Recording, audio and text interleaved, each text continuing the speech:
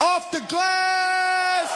Yeah, we fast, we attacking the action. Basket to basket, whole squad bringing traction. Troy Moolidge, boo-wop, talking straight with no slacking. And Mel in the cut, hating LeBron with a passion. Yeah, we courtside, posting 90s attitude loaded. Breaking down the plays, every angle decoded. Troy calling out the smoke, he the voice of the floor. Moolidge coming through with the stats and the lore. Boo-wop got the jokes, but he drops real takes. When the squad gets going, whole arena will wait. And Mel, man, he wild every time Bron gets mentioned. He rolling his eyes like it's personal tension. We discussing every bucket, every legend, every classic, from the paint to the arc. Yeah, it's basket to basket. If you want that real talk, tap in. No pass, this the hottest in the game. Welcome off the glass. Yeah, we fast, we attacking the action. Basket to basket, whole squad bringing traction. Troy Moolidge, boo-wop, talking straight with no slacking. And Mel in the cut, hating LeBron with a passion.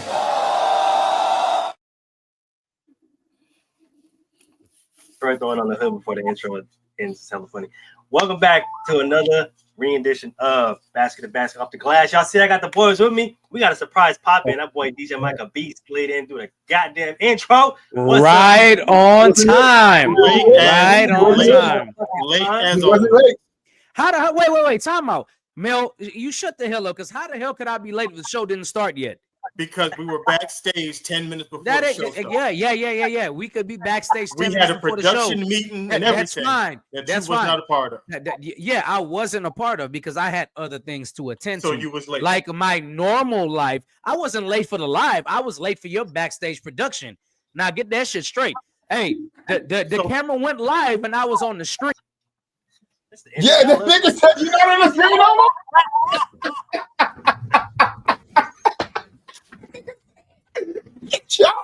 Just because, hey, first of all, let's get something straight, Moo. Should have never gave it. No. Look. He just mad the best light-skinned brother is here on the show tonight, and he ain't him. He ain't him. Look, it's the Life Skin Coalition. We good. I'm all right. Yeah, okay. If one win, we all win. That's how I feel about it. Somebody call for help. So what the hell you kicked me out the screen for then? That's just me being light skinned.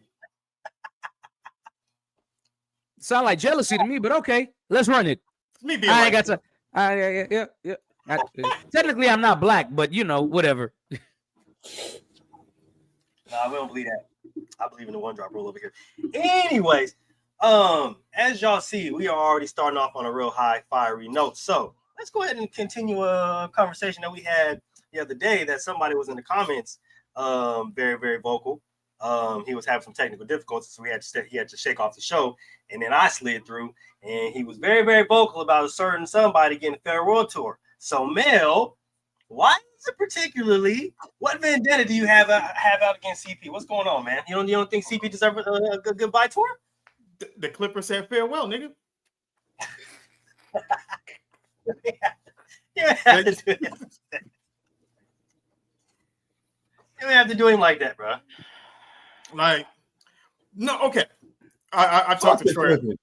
I talked to Troy about this the other day, and I was like, look, it wasn't about CP3 getting a farewell tour or anything like that. It was more or less that, he was talking about the legacy of CP, 30 teams.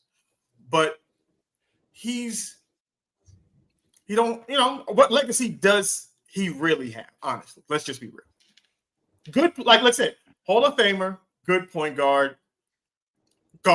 And that point guard shit is a Hall of Famer if he doesn't have a legacy.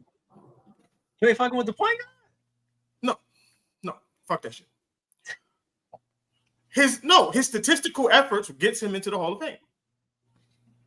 That doesn't mean he doesn't have a legacy. Is someone who's on a franchise and they win championships and do all those types. That's the legacy being left behind. So Charles Barkley don't have a legacy? No. That's crazy. That's wild. Round Mountain Arena? So winning championships equates to legacy. Yes. What are you leaving behind? I don't know about that. Chuck won MVP, so he might have a little legacy. No, I can't agree with that, man. I'm the He is a Philadelphia great, 100%. But his basketball legacy is what? You said what? His basketball legacy is what? What is his basketball legacy? We talking about Chuck? Both of them, either one of them. What is CP3's basketball legacy? One of the best point guards of all time. He's one of the greatest point guards of all time. You don't get that, but just stats. Yes, you do. You get that by how you affect the game. That's how you become. That's how you become one of the greatest point guards. So that's a legacy then. And define one of the greatest, because I said top 20. Where do you have it? And I think being a smaller guard definitely counts as part of legacy. No, Isaiah Thomas was a small guard. John Stockton was a small guard. There's a lot of small guards. He's not the only one that has a. He's not the only small guard we've seen. True, but he's one of the only small guards that have that much success. Most of the point guards are small outside of Magic. Yeah, everybody's small in Magic, but not at. I mean, he was only like what, 6? Truly. He was only 6'1", depending on the shoes. Am I tripping, or did Chris Paul make the top 75 list of all time? And so did Damian Lillard. But what does that mean? So Damian Lillard doesn't have a legacy. I thought Damian Lillard deserved to be on the list. I'm not gonna lie to you. I thought Damian Lillard did deserve to be on the list. What do you mean? Like so? I like your watch, Mulich, but Dame, no. Dame is not. You think Damian Lillard is a top 75 player? Why not? Make the case that he's not. What has he done?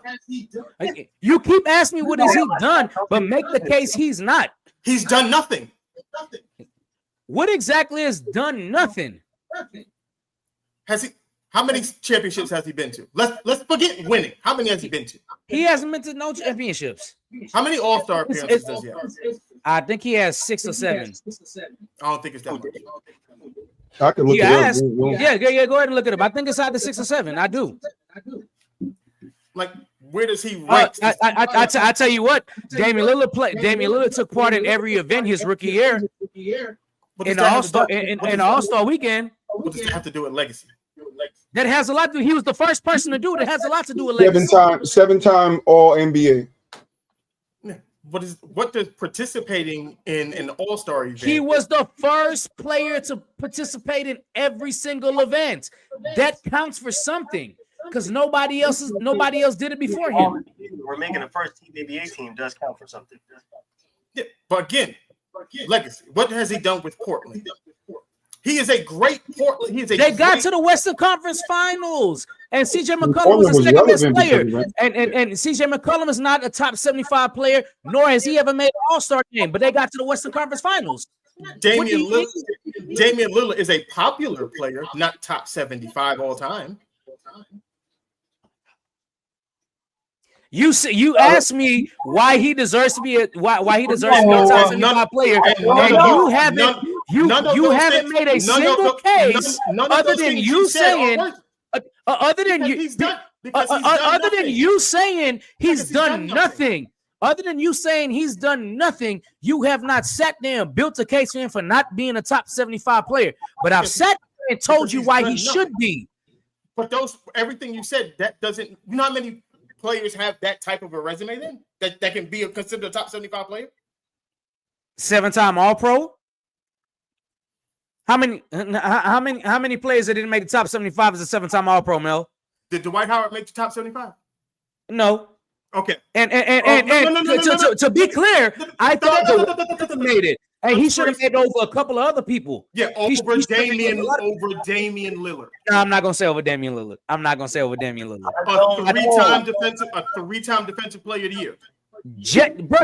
There's 75. There's 74 other people on this list. You could put Dwight Howard in for other people. Dame's bitch ass. Wow. So Dwight Howard is Dame Lillard. What you're telling me is Dame Lillard is the only person that Dwight Howard should have made it over. Yes. That's the only. Everybody else. That's the only motherfucker. Everybody else is good. Fuck Dame. Everybody else is justified. Yep. Except Damian Lillard. Was Dwight better than Patrick Ewing? Nope. Yeah, I disagree there. Okay, so we can move on from that.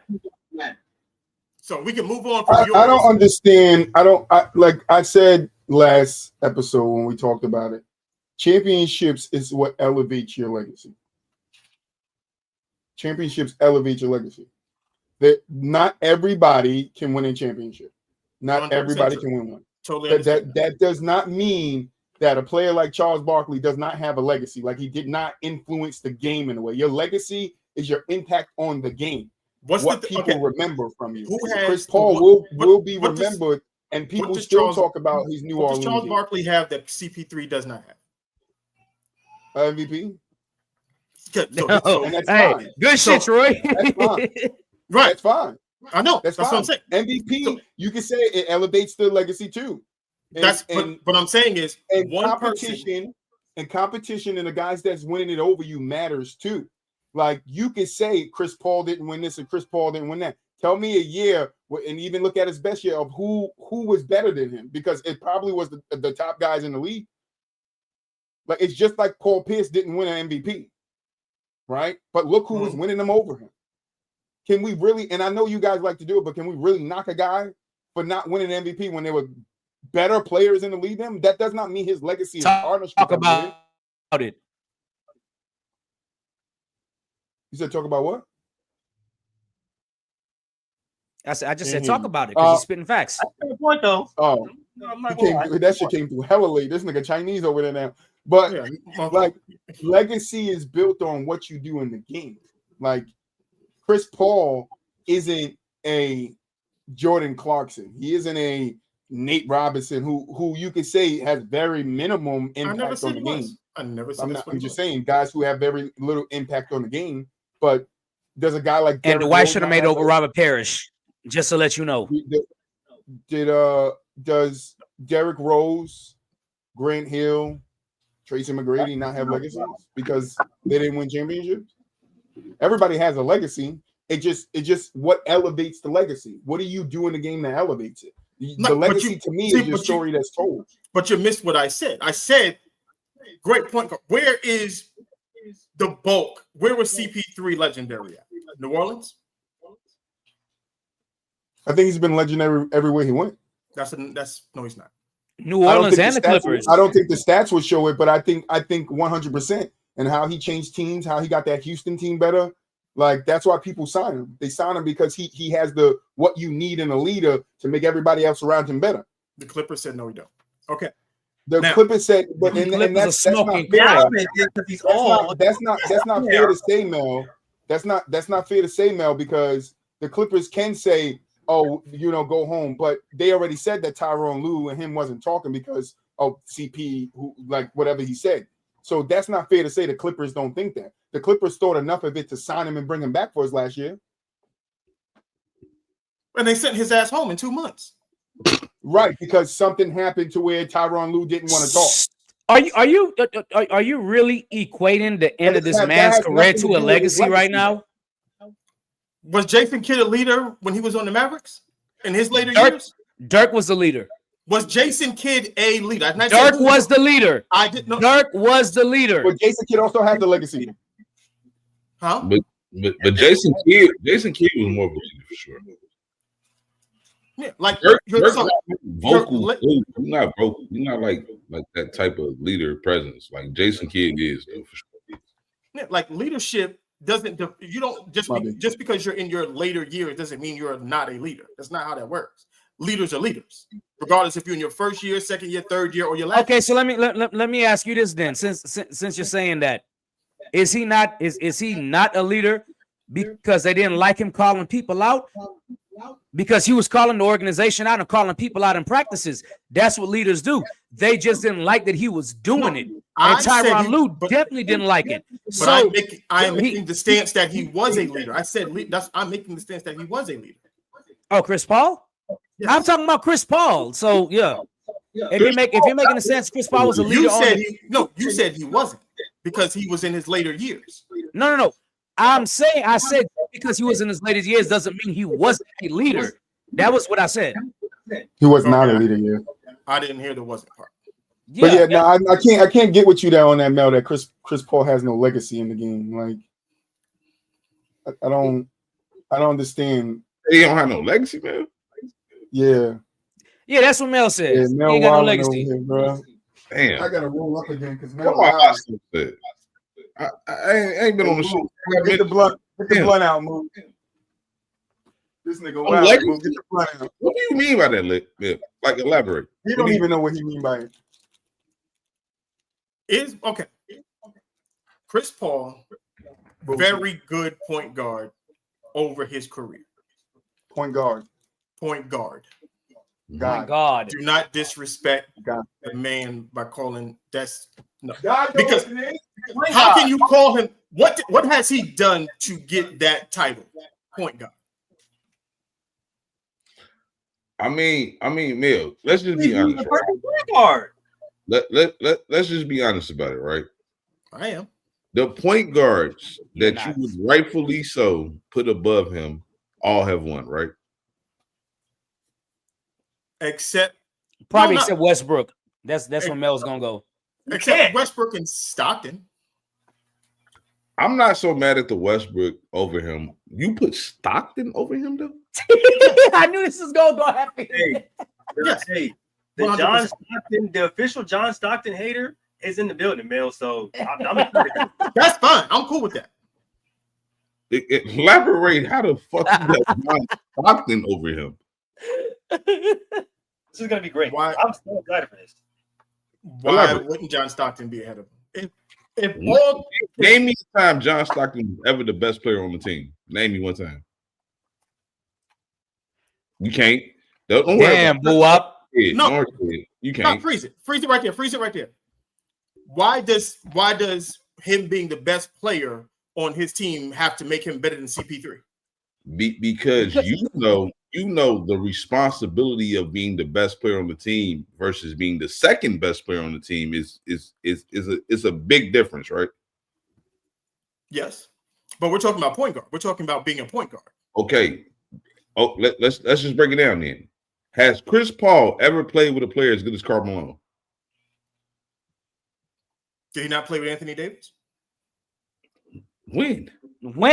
No, he didn't. Who was his power forward in New Orleans? When he David West. Okay. Well, he did play with Blake Griffin. He did play.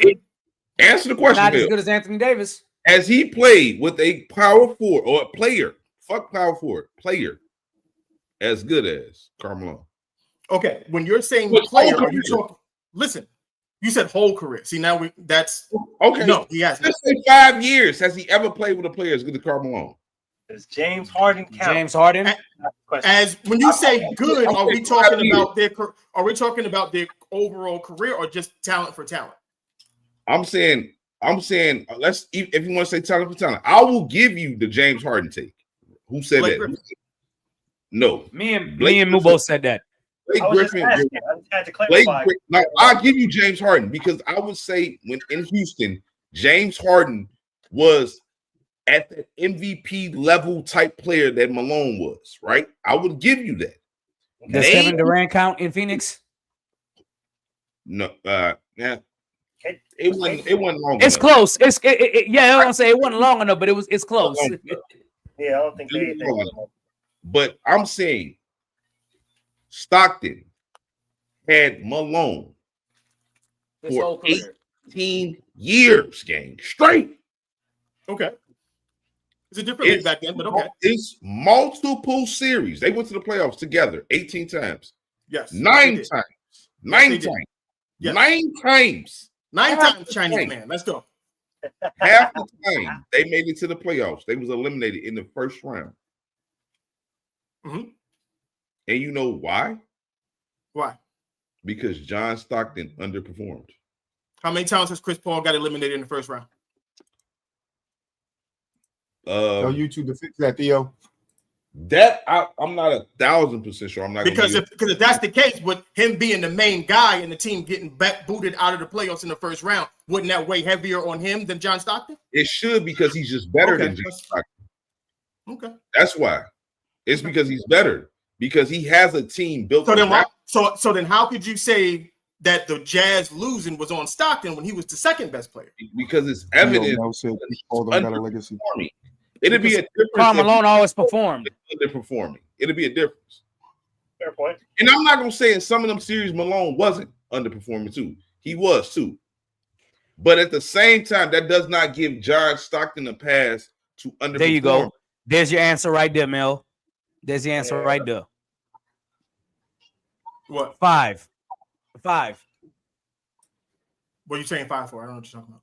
You said how many times Chris Paul lost in the first round, and I said 5. Okay.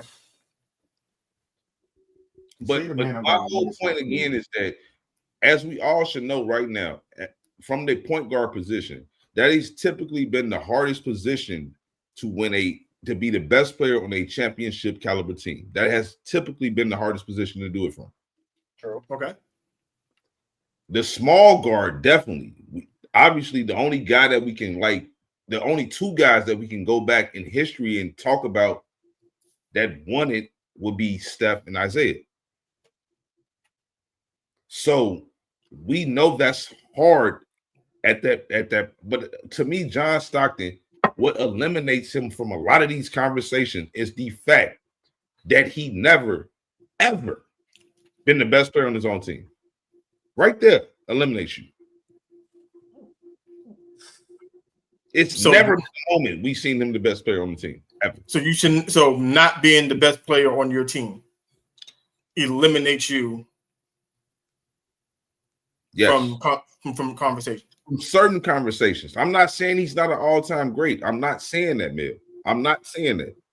I'm saying he's definitely still an all-time great, for sure. But because if I tell you he's not a top 10 point guard all time, that doesn't necessarily mean I'm disrespecting him. I'm simply respecting point guards that had a tougher responsibility than him. So in your opinion, in your definition, what is the job of a point guard?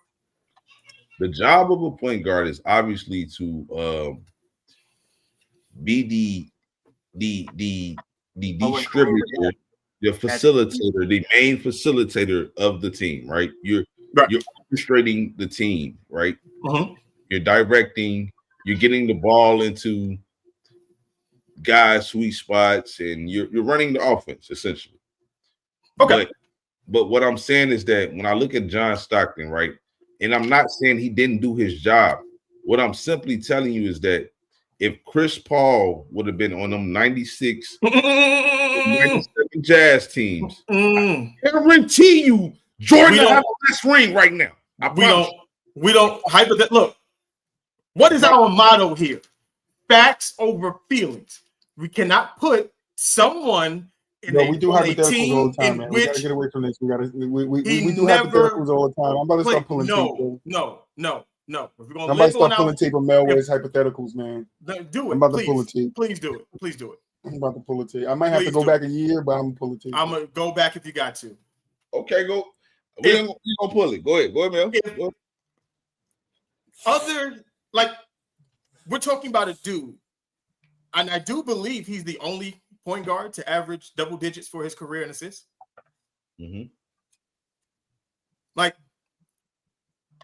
So when you talk about facilitating the offense and running it and getting guys the ball in their spots, you got 14 assists, 14 assists, 14 and a half, 14 assists, 14 assists, 12, 13, 12, 11, 10.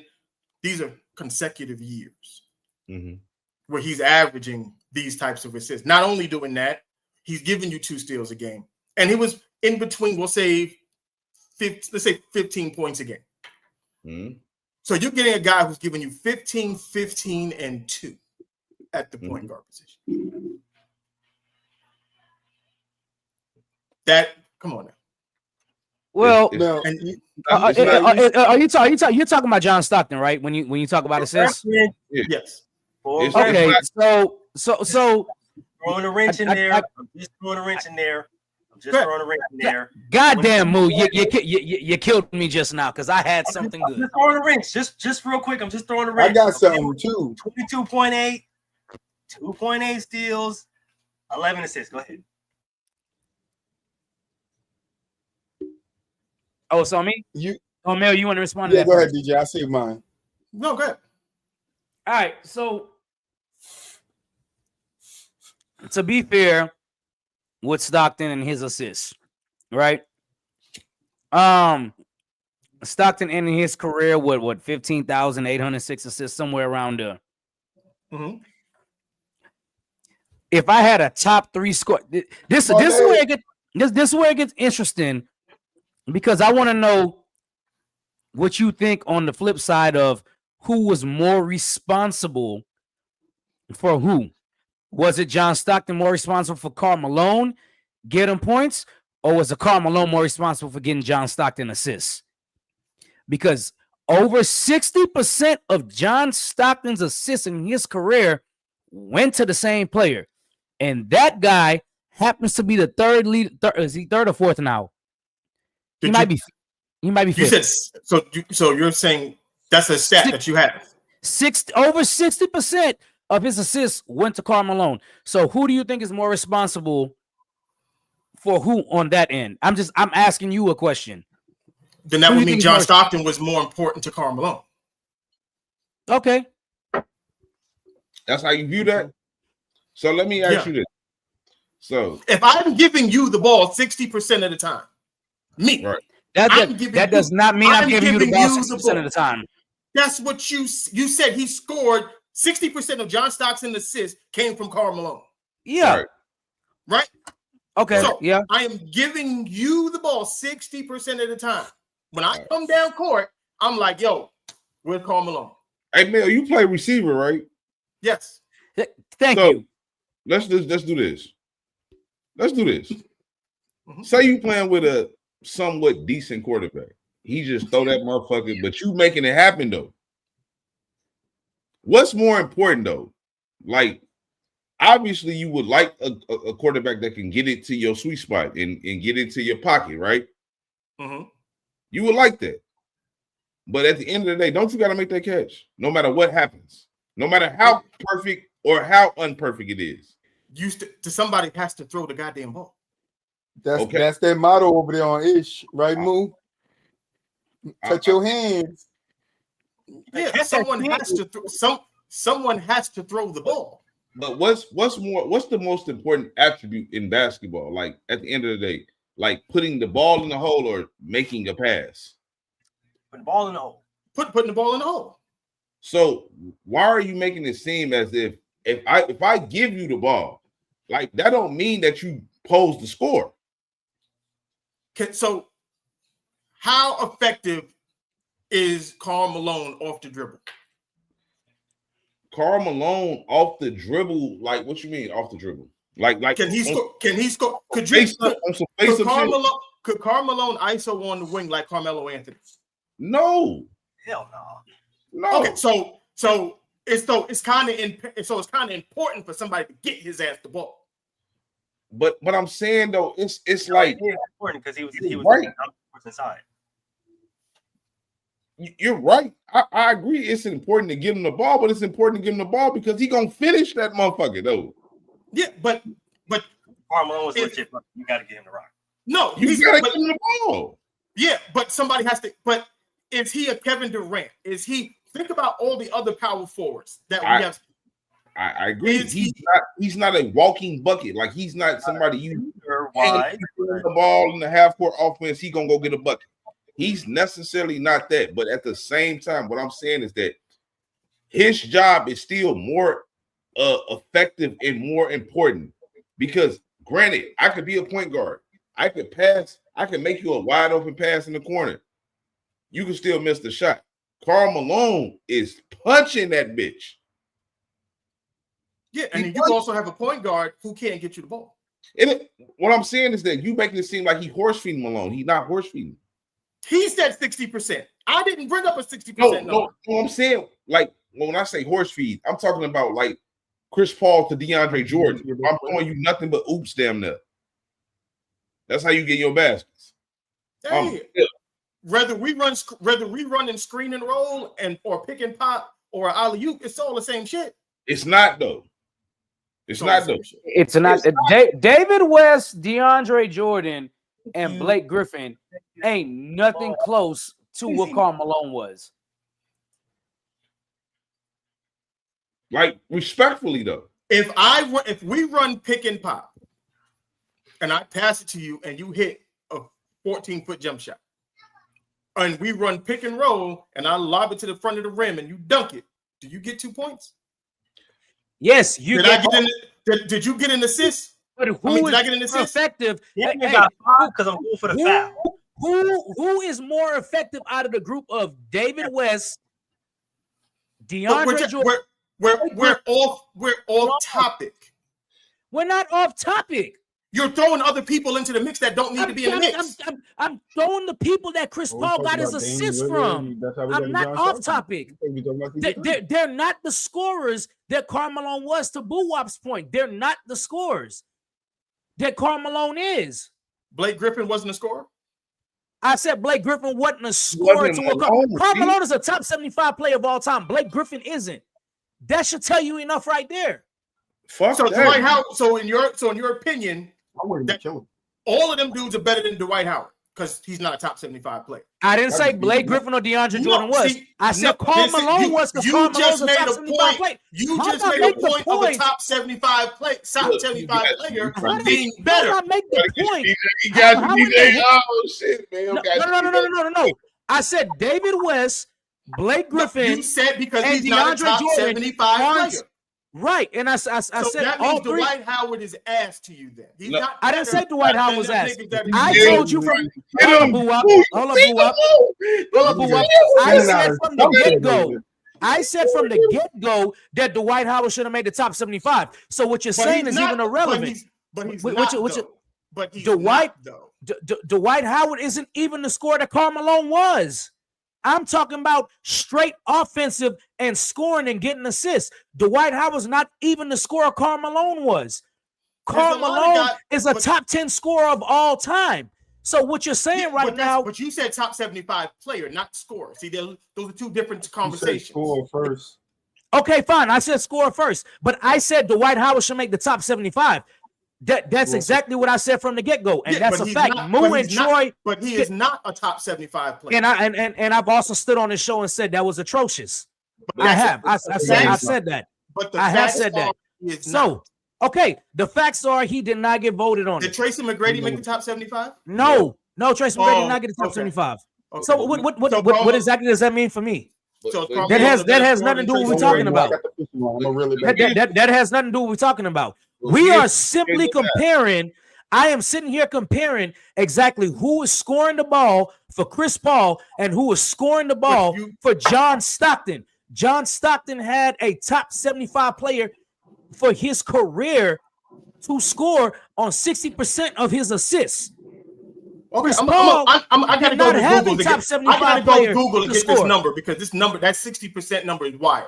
Google told me it was 63. I was nice telling you it was 60. I gotta see. It's legit. Really back in. Hell, you gotta think about it from this standpoint. This is another thing about John Stockton. A lot of people don't know this. I'm not saying you don't know this, but John Stockton did not start his first 3 years of his career.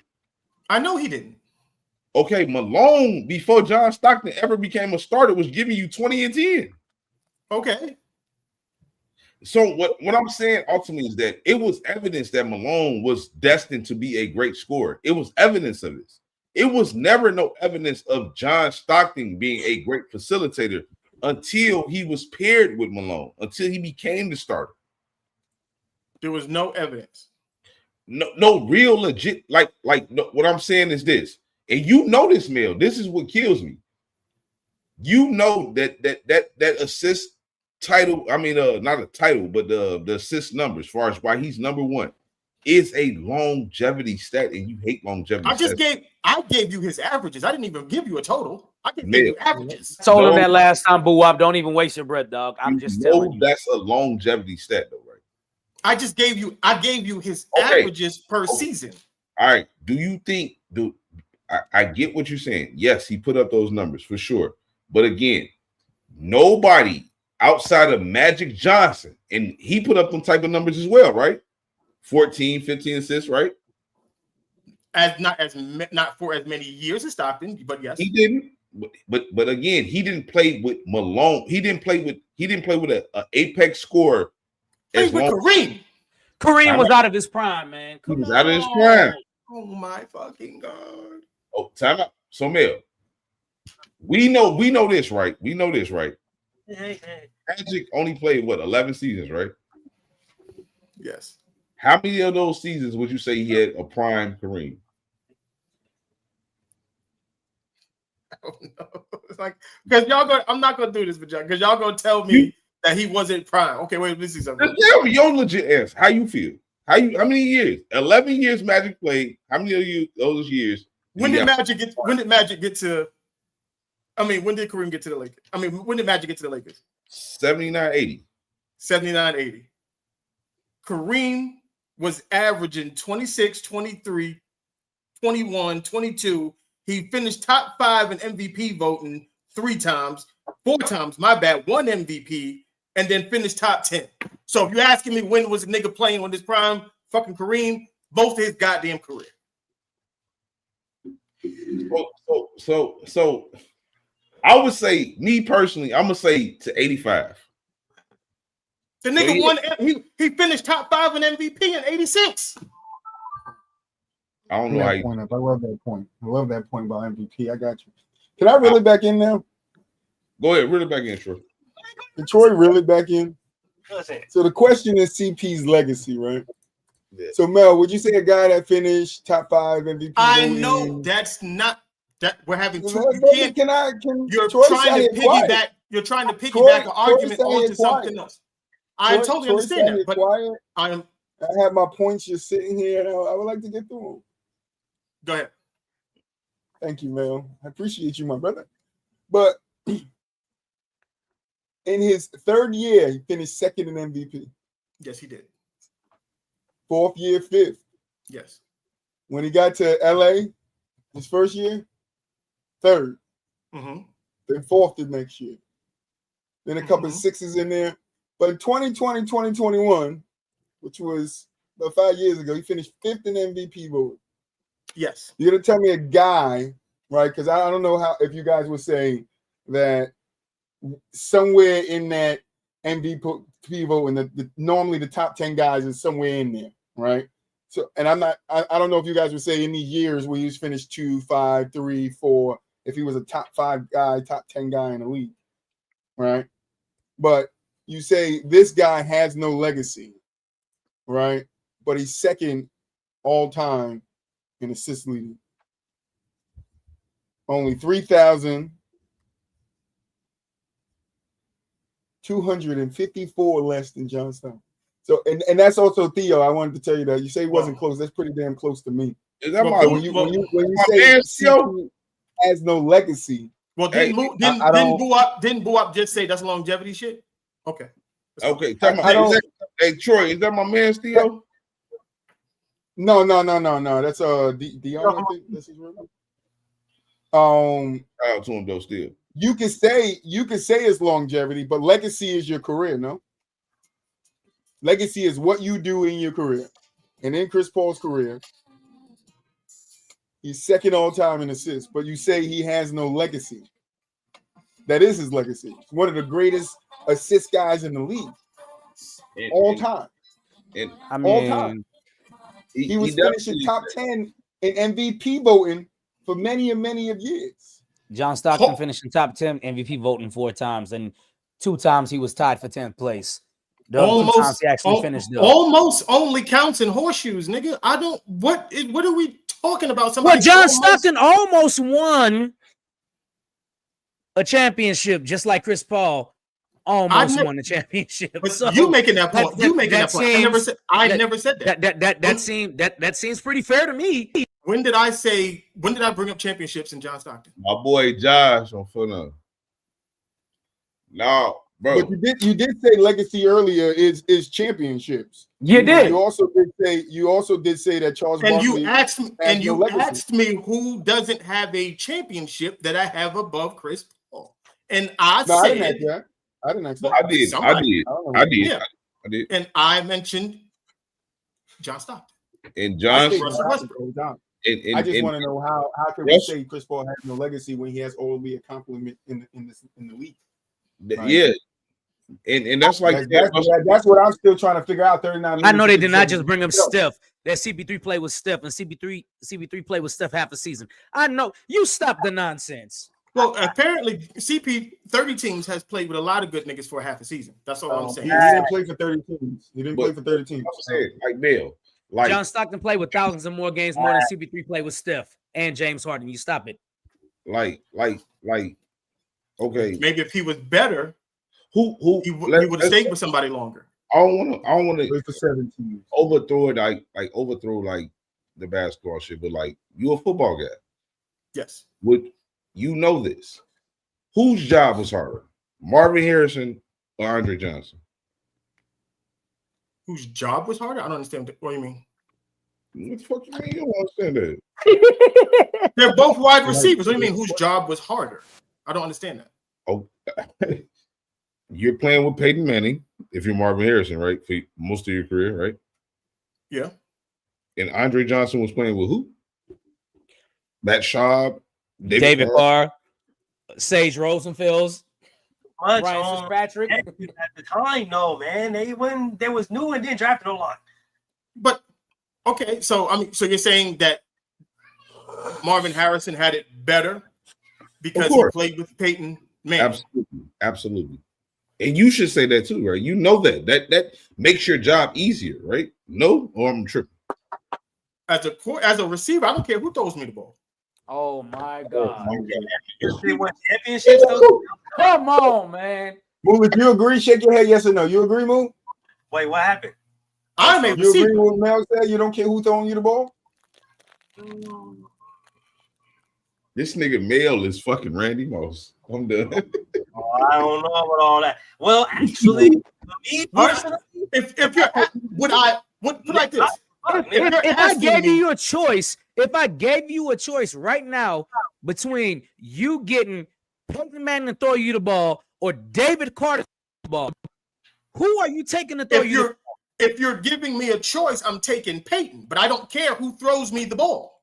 David is the one who jump-started Lane Kiffin's career, so y'all better put respect on my nigga David Carter name. So if you had a choice, so you wouldn't, if you was on Cleveland right now and they were starting Dylan Gabriels, you wouldn't care?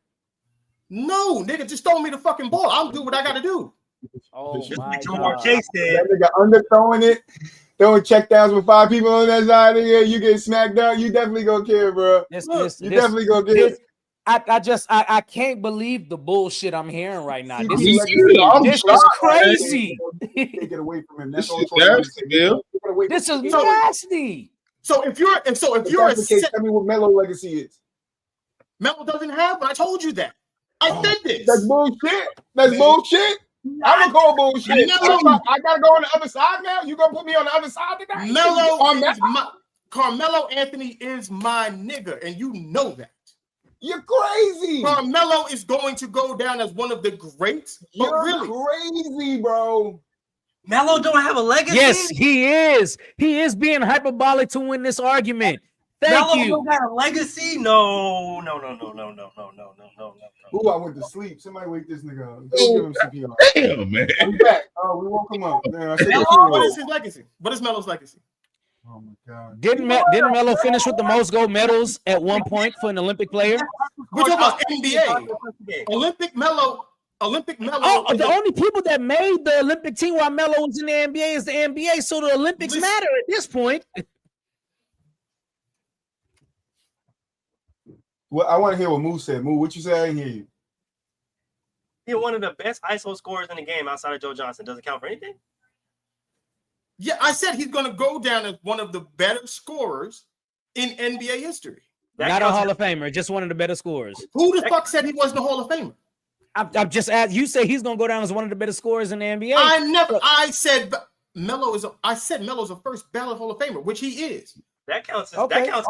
See, but how do you get a legacy with no legacy? His legacy. Did he bring Denver a championship? That's no, the only way. So that doesn't elevate his legacy. When he went to New York, so he stands on merit. Did he bring them a championship? No. So, but that doesn't subtract from his legacy. Let me ask you. If he brought the USA home gold multiple times. That counts. Let's just see if he's gonna be consistent. So you're saying John Stockton don't have a legacy either, right? That's what he's saying, crazy. That's what I said that in the beginning of the fucking shit. Okay. All-time leader in assists and steals. The point is, you asked me who was better than Chris Paul. I did ask you that. I'm just making sure you stay consistent. That's all. Long as you telling me that John Stockton don't have a legacy, I can't really bark at you for real. He's an all-time great, 100%. Legacies and all. Y'all putting all this shit into a softball. I don't do that. I don't either, for real. Okay, though. If you telling me it's levels to this shit, I agree with you for sure. I'm not saying Chris Paul has a hell of a legacy either. I'm just simply saying Chris Paul will be remembered for sure. For sure. Yeah, I'm not. That's a legacy, though. I'm going against what he's saying is a legacy. Like I'm going back, but I'm going against what Mel's saying is a legacy. He's saying these players don't have a legacy when they do. They absolutely do. The definition of legacy is the long-lasting impact on particular events, action, etc. that took place in the past or of a person's life. Not if somebody wins a championship. That's not the definition of legacy. So your past accomplishment isn't championship.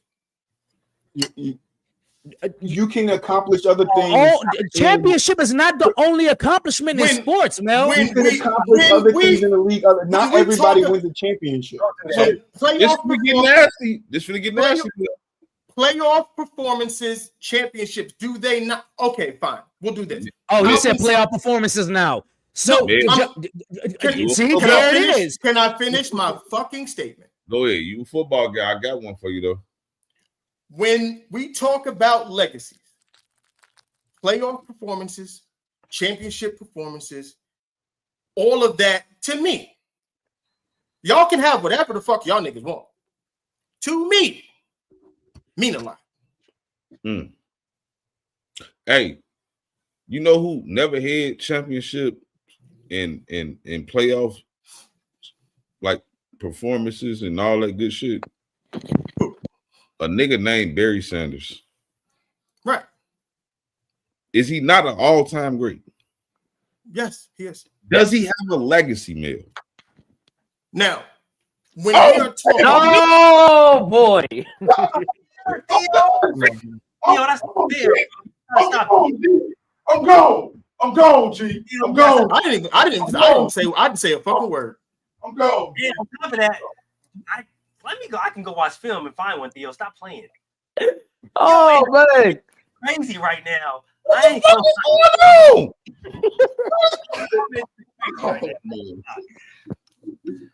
Oh man.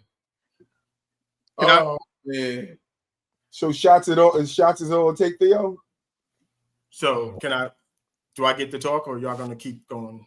I'm sorry, I had to Theo going crazy in the comments. I'm sorry about that. No, TK. You got your fucking mind. Trying to compare basketball and football players is apples and oranges. You can't do that. Why?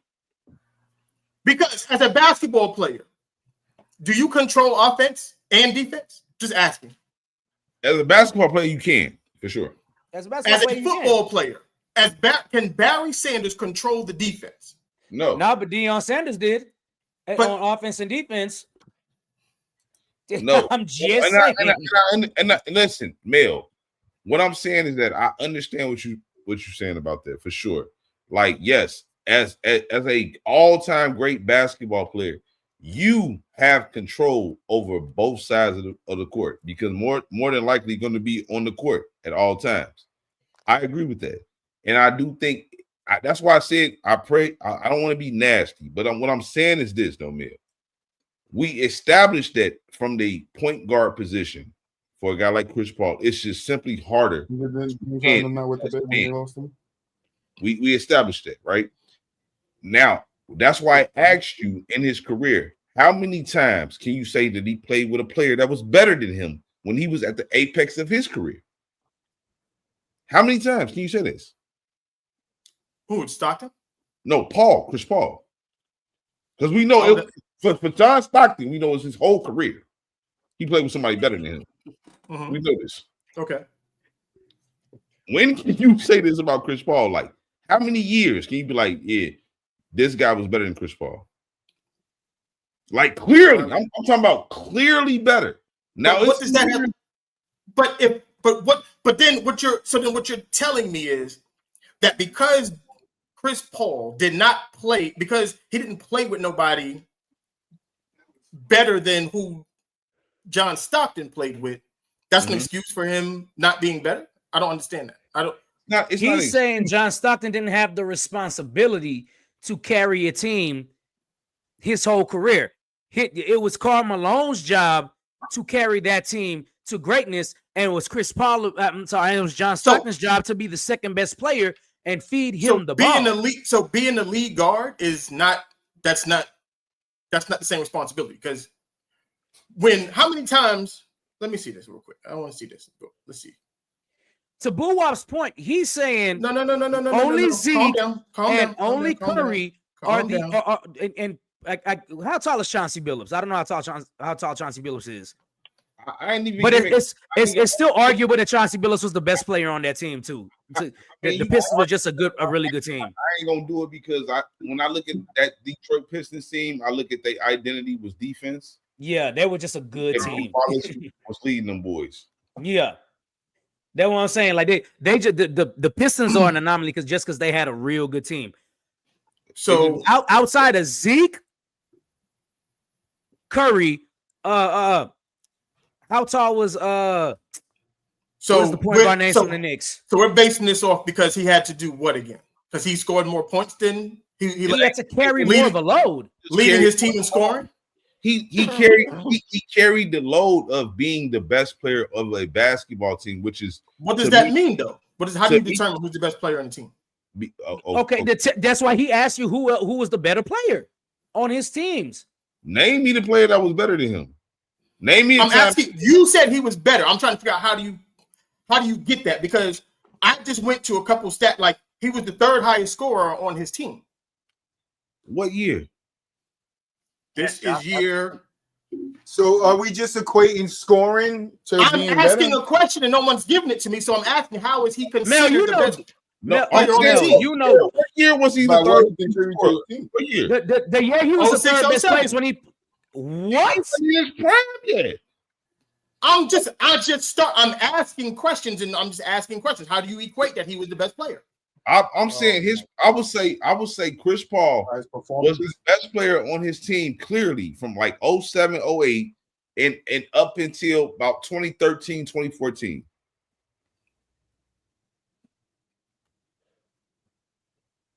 Oh, 07, 08. So you saying like David West was not good? Nobody said David West wasn't good. We said Chris Paul was better. That's it. So if I'm running with a dude that's scoring points with like if a dude averaging 20 and 10, that's what's that? Oh my God. You said what? David West. He was giving me what? 20 and 10. 20 and 9. 20 and 9. Okay. And I'm giving you 22 and 11. Yeah. So I'm saying, so if that's what Karl Malone and John Stockton were doing. No, the fuck he wasn't, Mel. Who wasn't? Mel, Karl Malone giving you like 28 points a game.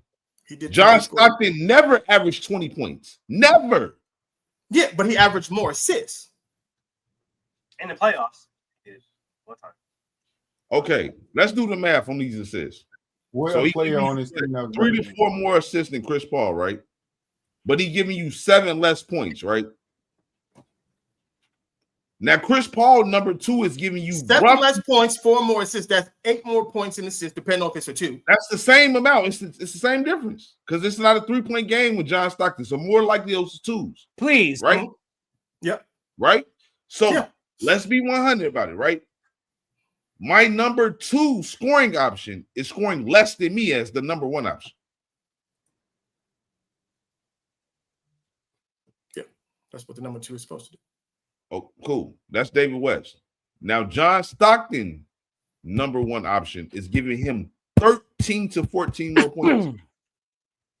Yeah, but if if you're scoring 21, and then if you're scoring 21, and your second best player is scoring 20,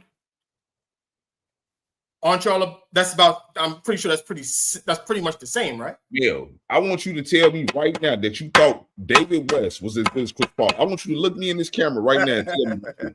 Was he an All-Star yet? Was he an All-Star yet? Was he an All-Star? Male trolling, dog. I'm done. He's trolling now. He ain't trolling. He's trolling now. He's been taking over. I don't know. I don't know what Melvin doing, but let me see what you got.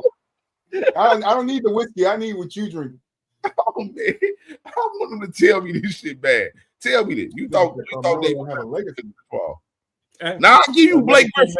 I will give you Blake Griffin for sure. Fair. David West game. Come on.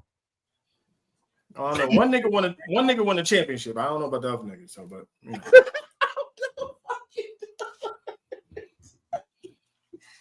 Oh, this is great.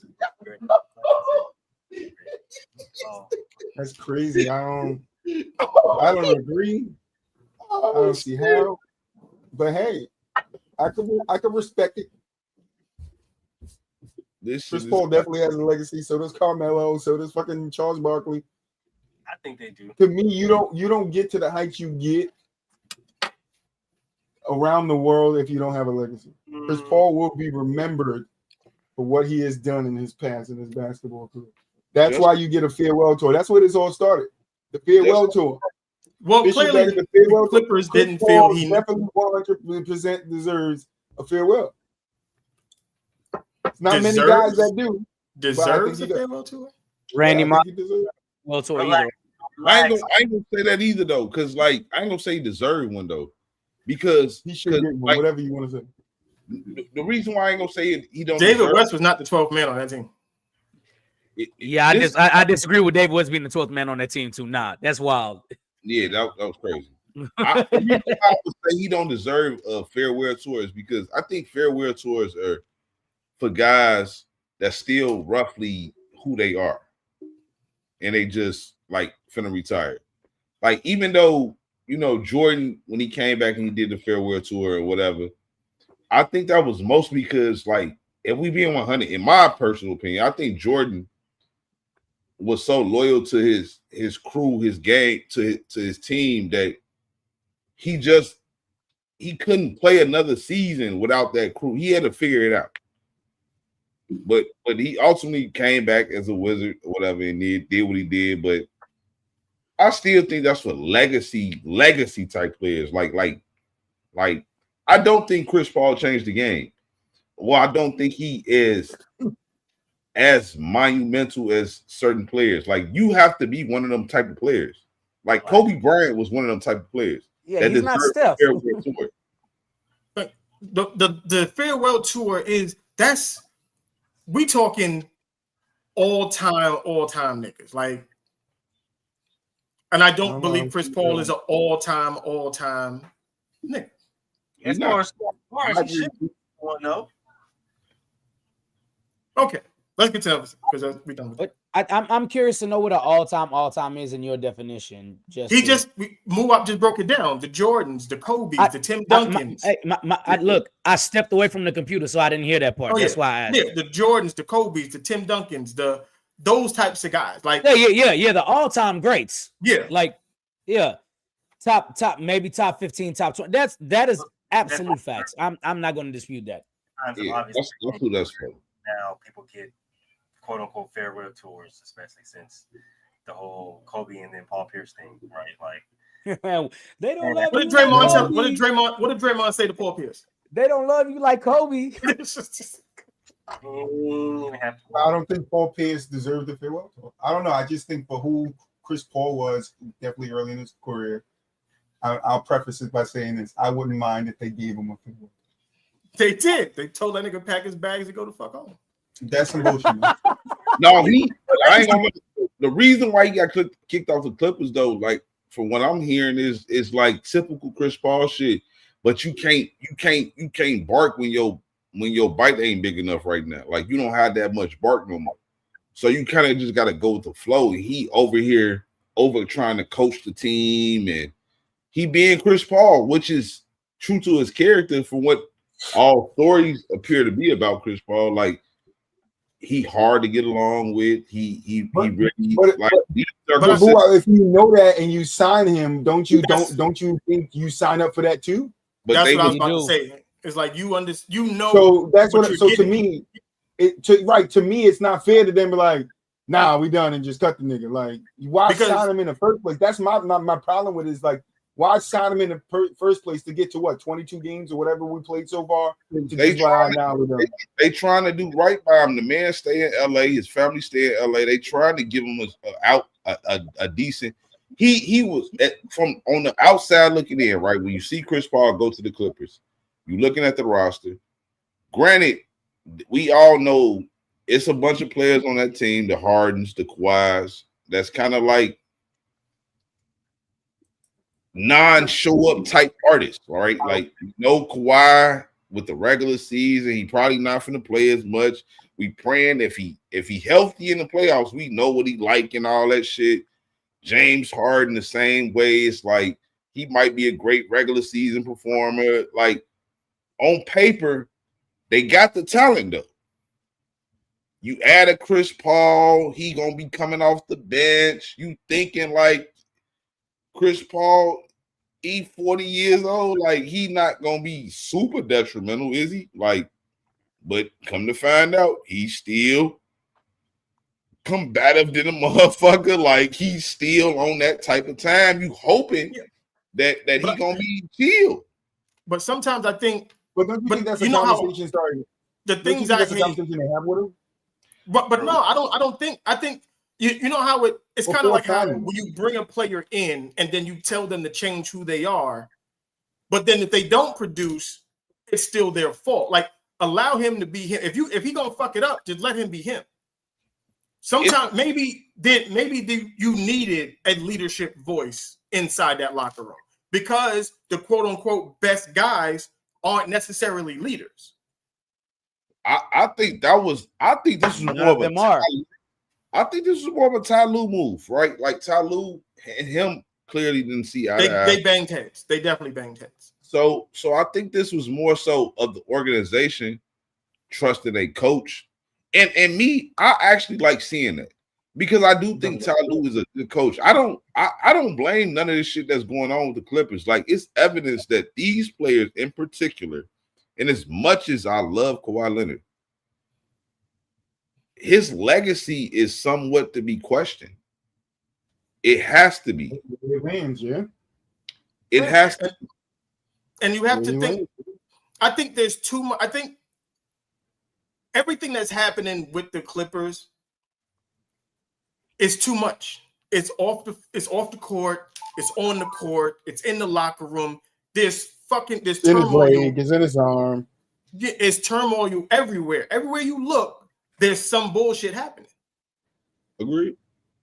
You know what I'm saying? So it was only a matter of time for it to just it spill over like this. But that's what I'm saying. Like I'm looking at Ty Lue, he's doing this to the point where I think it's too early for it to happen this early, right? Chris Paul has to be somewhat of a nuisance in the locker room. Yeah, he driving people nuts if that's the case. Because they said him and Ty Lue hadn't spoken like 3 weeks. Exactly. And that's could that be him being a nuisance, or could that just be him and Ty had a conversation that got heated? That don't mean he's a nuisance. If I'm a player and you brought me here and you know what I'm about, and I'm gonna come in here and do that, you guys want to win, right? Like you're supposed to be, and the analyst said this, you're supposed to be battling with the Lakers, and now you're not even compared to them. You're in two different atmospheres. I don't think they superstar like Kawhi and James Harden. I don't think they brought Chris Paul in to be necessarily a leader, though. I think they brought him in to be like. Nah, you can't put CP3 in OKC. No, but I get that, but it's like you don't bring him in to be a leader. But all he's done all his career was lead and get locker rooms together and make teams better. Get teams to like Houston wasn't Houston until CP got there. But I'm saying though, like we didn't hear this type of ruckus from him in Golden State last year. Well, we don't know. Well, maybe they just kept it tight knit. Yeah, they because kind of of the kept, James Harden that situation. quiet. Even I if mean, they kept, the Draymond Green situation. They could have kept it. They could have kept it reps. even if they kept it tight knit, they just it's just to me. I think he came to Golden State with a different mindset. This is a championship organization. I can't really come over Well, here. you know what? You're probably right because I don't view it like that. Well, Golden State was a different team. They have structure. I don't think the Clippers have structure. Right, and that's what I was going to go with.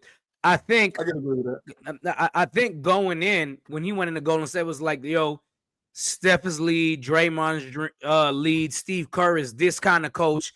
They have locker room leaders in Golden State already, and it happens to be the star players, and I do that because of Draymond, because I don't necessarily think Draymond is a star player, but he is on Golden State. But they already had that. But then when you go to the flip side of the Clippers, it's like, who's lead there?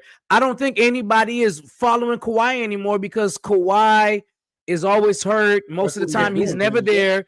James Harden, on the flip side, most people look at him like, yo, you're on the downside of your career. They follow him to the strip club. Right. And that shut up. But you get yes. But I'm just saying it's like there's no clear on the court leader and there's no structure in the Clippers, and that's always been the thing about the Clippers compared to the Los Angeles Lakers, and that's why the Lakers has always won and the Clippers haven't. And people be like, yo, the Clippers just aren't as good as the Lakers because they have no structure. They are stepbrother, stepsister, whatever you want to call them. So Chris Paul came in there thinking like, yo, I'm back and shit is about to change because I'm going to hold your star players accountable since none of the players underneath them going to hold them accountable.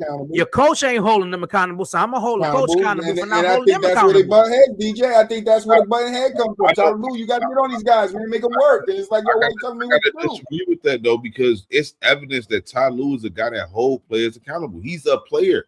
He's a guy that... To what form, though? To what form, though? No. What? Like, what is working? Ty Lue's whole precedent has been... Chris Paul is challenging, maybe it wasn't working. Bro. His wasn't working. Chris Paul was trying to show you how it works. I'm saying it's evidence because he got the nigga off the team. That's evident right there. That because he got the power. You fuck with the cops, who gonna win? What you mean? The ones with the power, right? He got the man. Ty Lue, the cops. He the power, nigga. No, it's not about him. He's gonna be dealing with the cops real soon, though. But I'm sorry. I'm gonna say it like it is, and I don't. Y'all might not agree with me, but I'm gonna say it like this: Ty Lue has been living off of holding LeBron James and Kyrie Irving accountable in the finals. But he did, and now, yeah, right, and now we're so far away from that. And Boo Wop, I know what you look. You're gonna roll your eyes, you're gonna do this and that, but at a certain point. You're sitting here and the Clippers are in the news for backdooring and paying Kawhi for not playing this and that, right? And I'm not saying it's true, but I'm saying with that. He doesn't have nothing to do with that. But you at a certain point, you also have players questioning like, yo, when are y'all gonna make this man play? He's never here. He's never this and that. And y'all are sitting here telling us that's supposed to be our leader, but he's never on the court. The people on the court, you're saying aren't the leaders. And Ty Lue is saying these are your leaders, the people that aren't playing on the court consistently.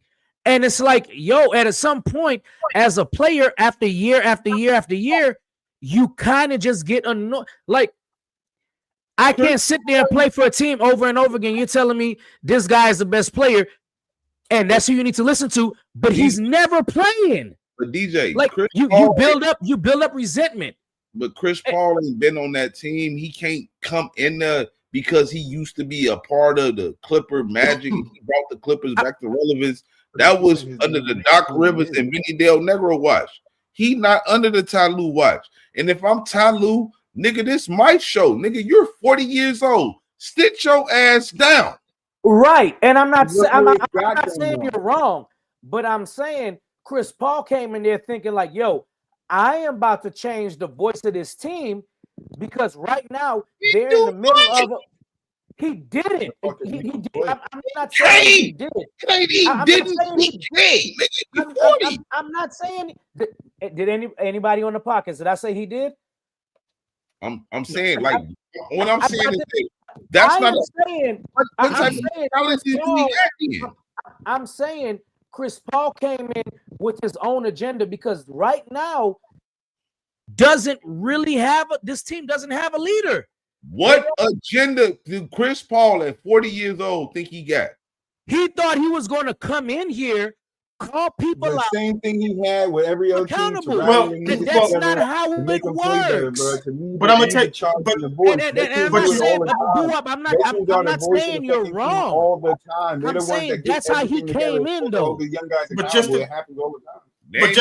just to play the opposite side of that, if he's gonna come in with an agenda and try to be this leader and stuff like that, then you don't announce your retirement. You can't do that and then leave the next year. That's not how that works. Right. You're absolutely right. And I'm not disagreeing with that. I'm just saying Chris Paul came back and was like, yo, I've been here before. Y'all have no leaders right now because y'all aren't winning. Your best players are normally sidelined. They don't play. I'm going to come in and I'm going to show you how organization is supposed to be done from when I was in my prime. And that obviously was the reason that was the reason why he pushed Ty Lue the wrong way. Just pretend I'm Kawhi Leonard. Like, I've been under one of the greatest coaches ever in Greg Popovich. Yeah. Right. So on top of that, what I'm also gonna look at you is and be like, dude, I led a team to a title. Twice. I don't need you to tell me how to anything. I didn't say none of that. I'm saying Chris Paul came in with his own agenda because Kawhi barely plays. But the problem James Harden is barely played. That's what you're missing. He don't pose to have an agenda at 40 years old. Right. But the point is that's what got him kicked out of the team. I'm literally agreeing with you. I'm saying why he got kicked out of the team. I want to say you say Tyronn Lue and you say that the Clippers don't have no structure. Whose fault is that?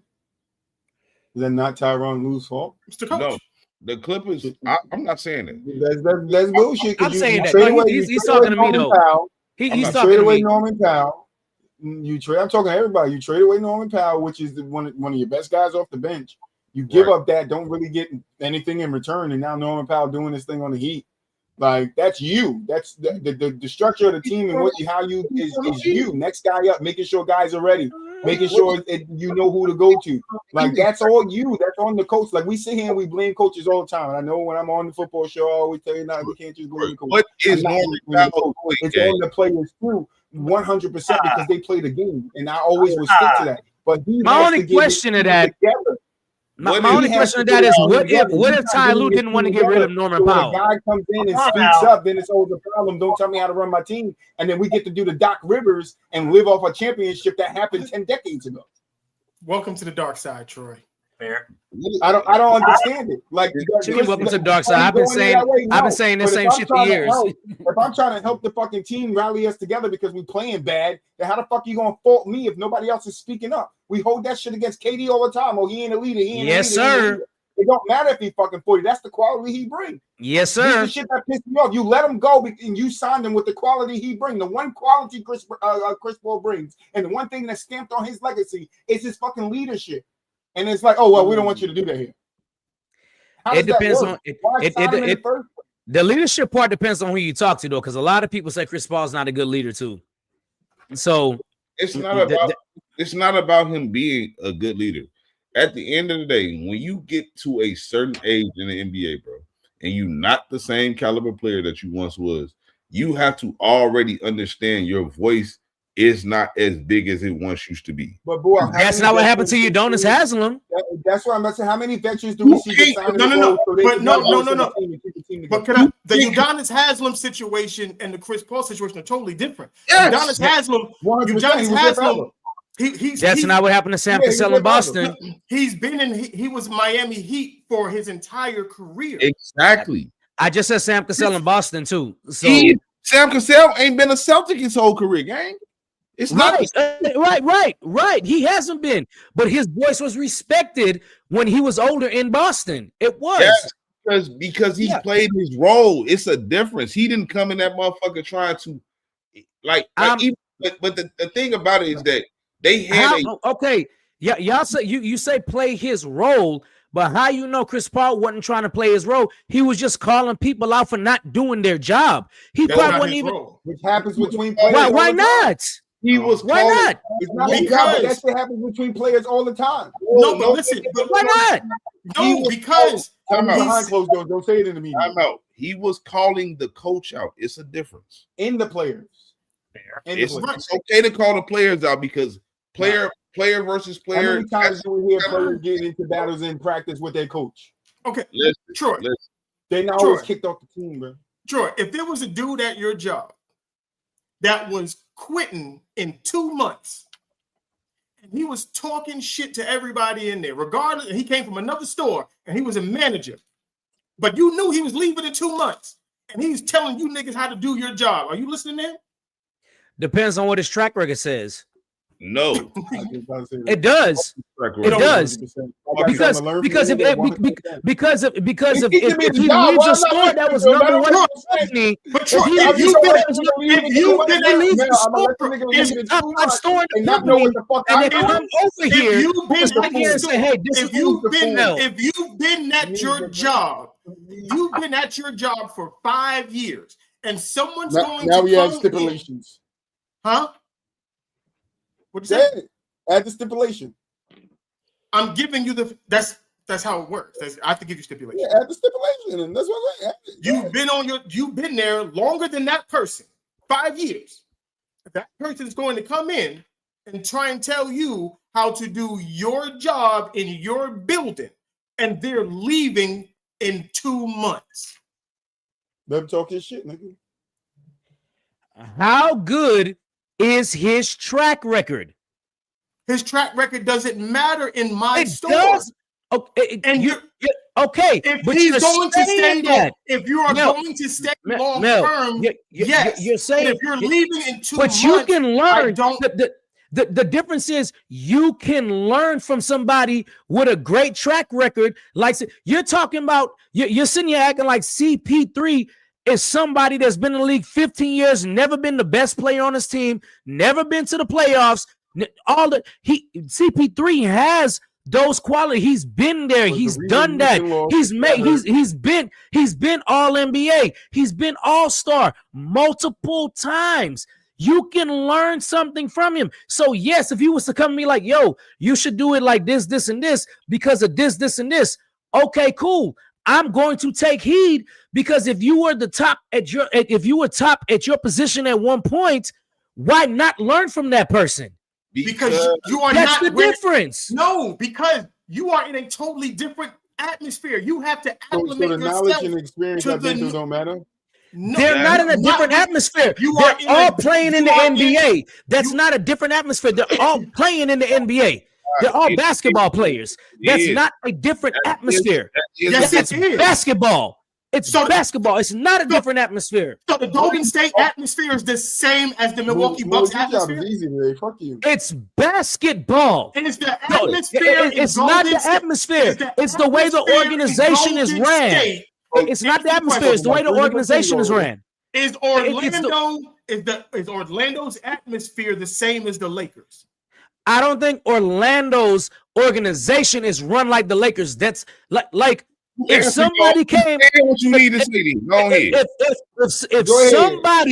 If somebody is works for Walmart and somebody works for Kroger's and they were top selling in Kroger's and comes to Walmart and say, look, hey, this is what worked for us here, here, and here, and this is how I got to the top of it. I'd be a fool not to at least listen and give it some credence because he was here.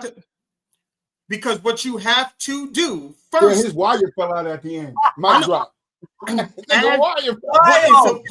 What is supposed to happen is you are supposed to acclimate yourself to the new environment first. See how things are going. What if it's a losing environment? It does not matter.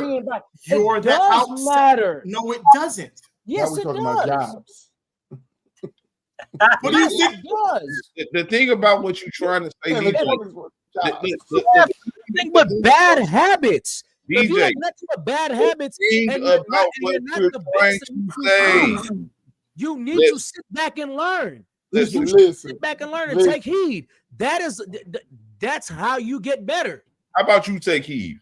What you need to realize is that at the end of the day, when you're trying to come to a system, no matter what you previously done don't even fucking matter.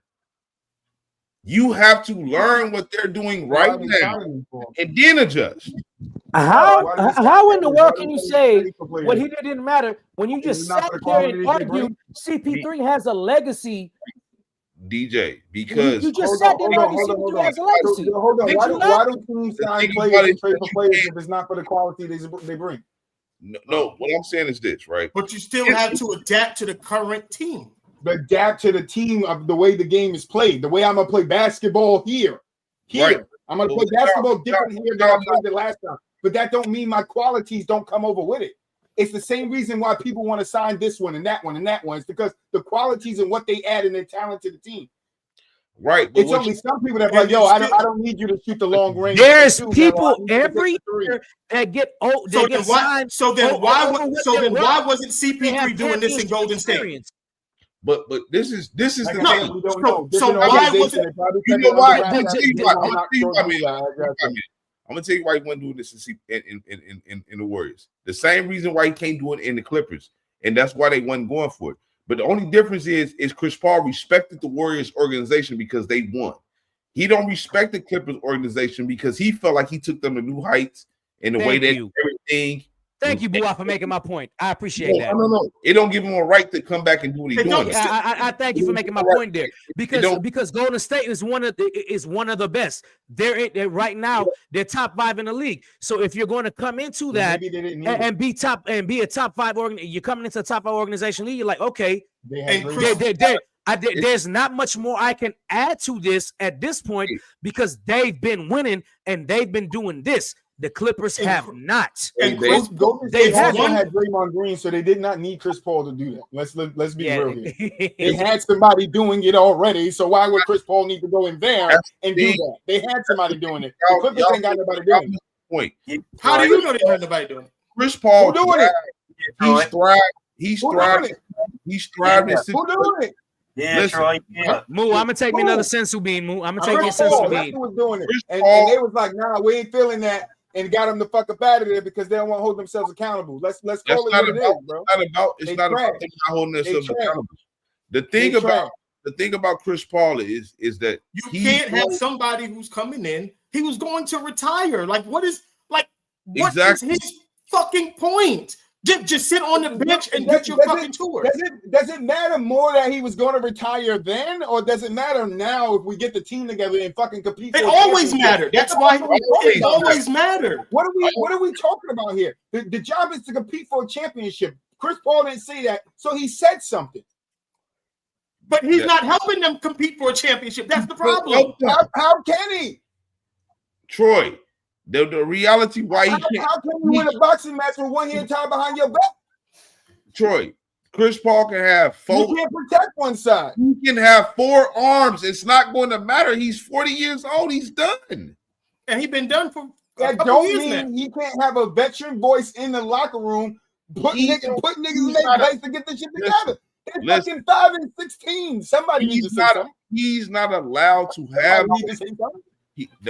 That's what you're not. First off, let's just be honest about the Clippers. First off, their main key player, again, we already know his history. He's never healthy. Which makes him trash. You can call him whatever you want to call him. They suck right now. That's just what it is. Let's just be real about this. Ty Lue, for all I'm a person that's always been consistent on this. I do not blame coaches. The Clippers now. I don't blame coaches for winning or losing necessarily. To me, the history of basketball. Yeah, what did you want to say? Coaches don't matter. I'm not saying coaches don't matter. I'm not saying that. Listen to what I'm saying.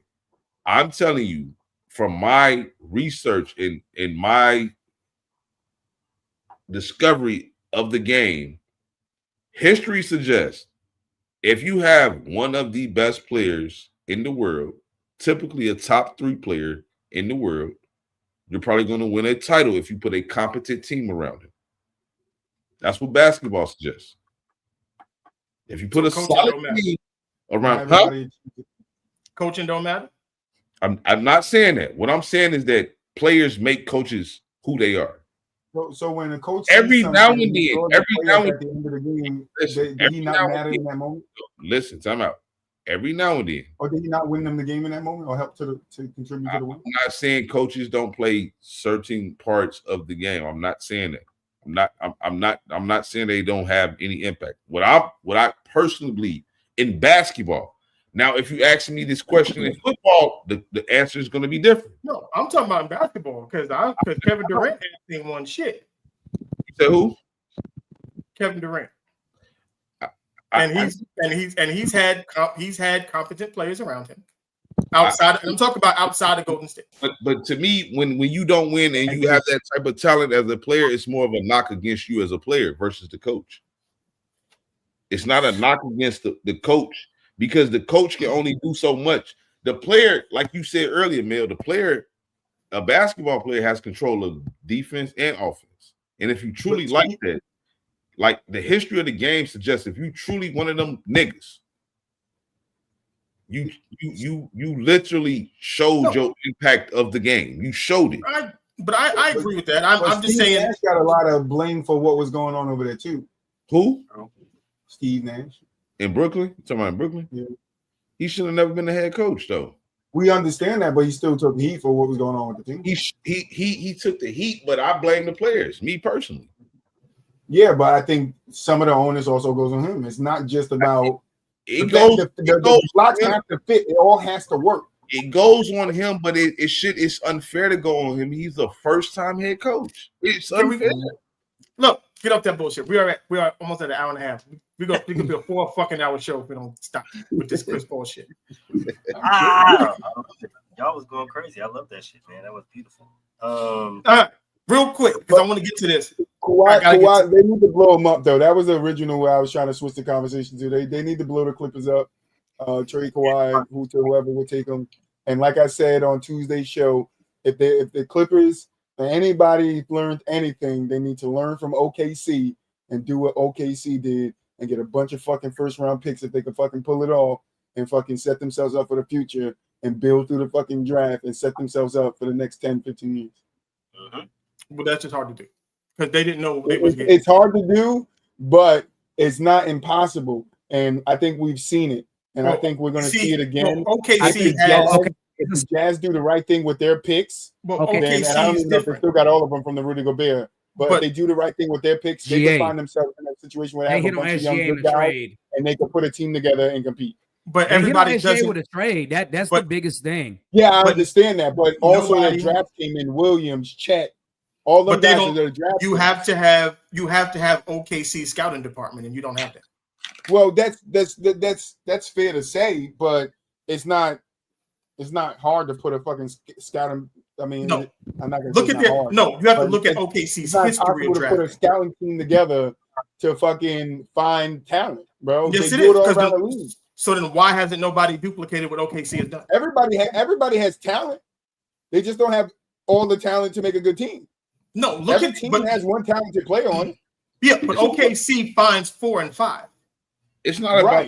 It's not about necessarily the talent. Like everything gonna always start in basketball. Gonna start with your star player and his intangibles and how good is he.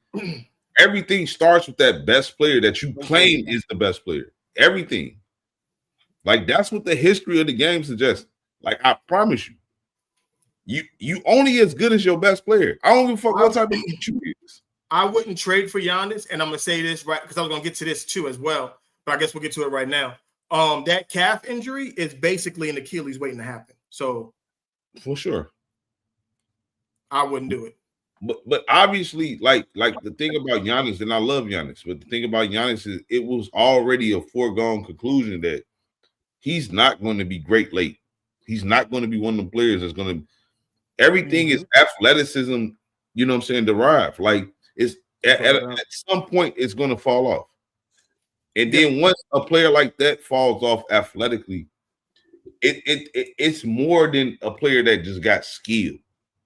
Right. Because a player like Kevin Durant that just got skill can play forever. He can get 20 points a game forever.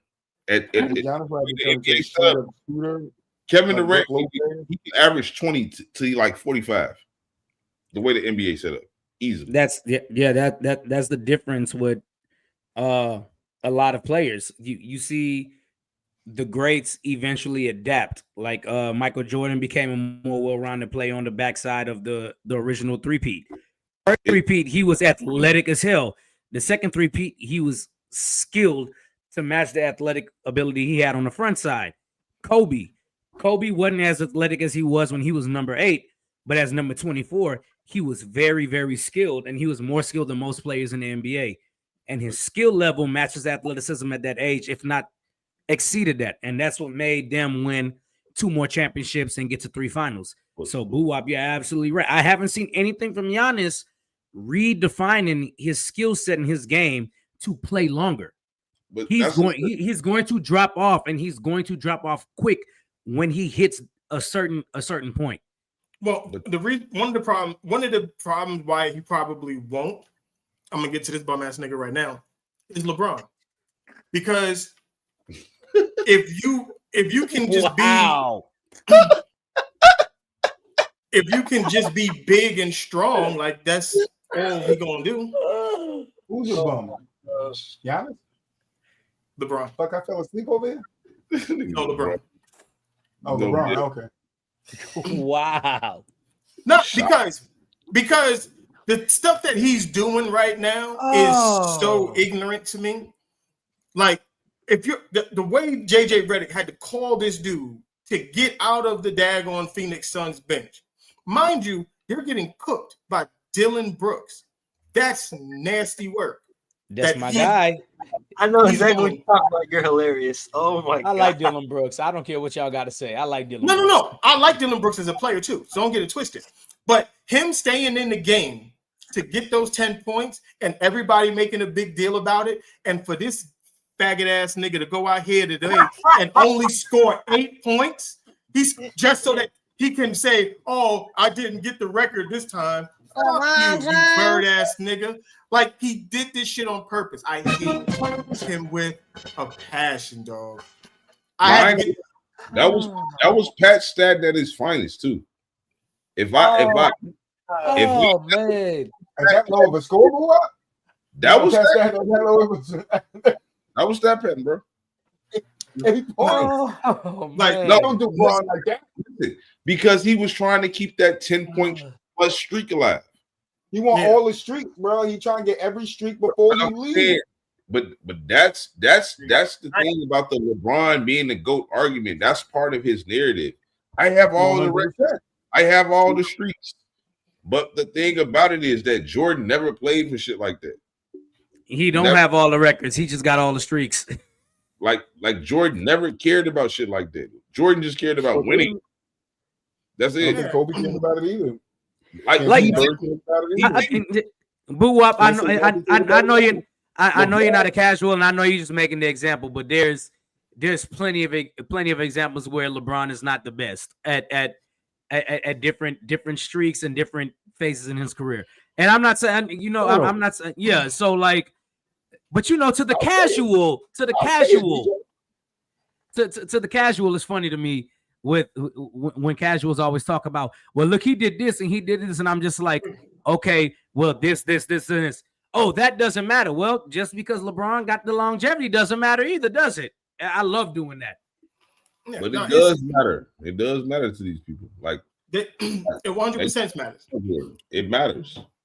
But it matters to these people, right?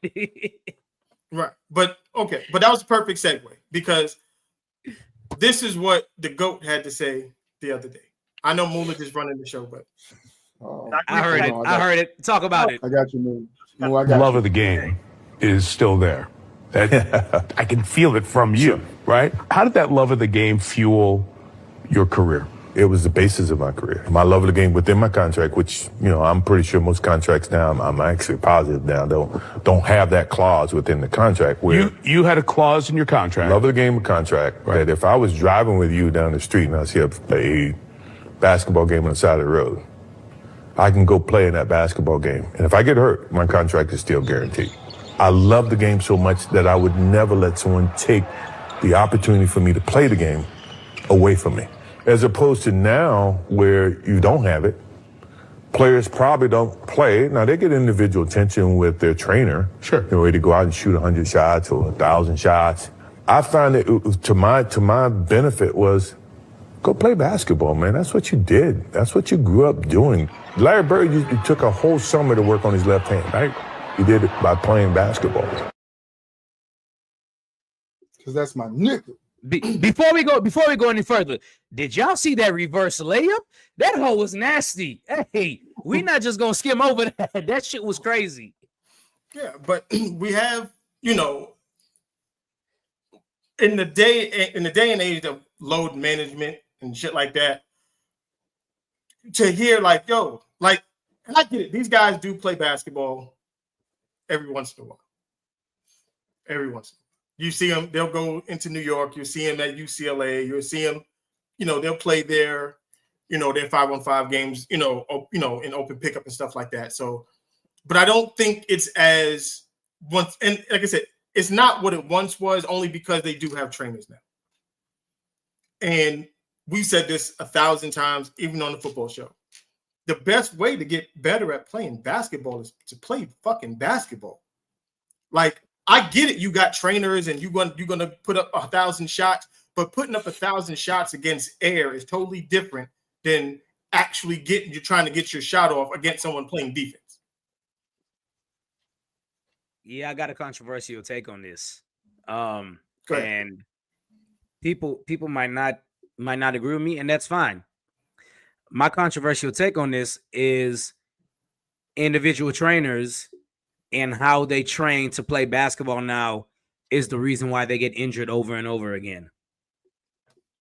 Because a lot of them are training the same muscle groups over and over again. They're not giving it time to recover. They're not giving it time to heal. So when you tear your Achilles at 26, 27, and you're wondering why that happened, is because for the past 10 years of your life, you put so much time and traction into training that one particular move or training that one particular thing over and over again, you hurt it. And it's career altering. And I hate that for a lot of young people. And it's right what he says. It's because they don't play basketball 5-on-5, 3-on-3, whatever it is. They just don't play basketball. They refuse to play basketball. Oh, I can't play on concrete because it make my knees hurt.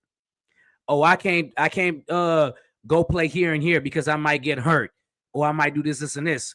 So I'm gonna just go work out with my trainer, not realizing they're putting the same amount of miles on the same muscles over and over again that they could just really be putting on their bodies, just training year round and strengthening muscles all over their body to make sure they're healthy. This is why 80s players and 90s players and 2000s players didn't have so many career-ending injuries.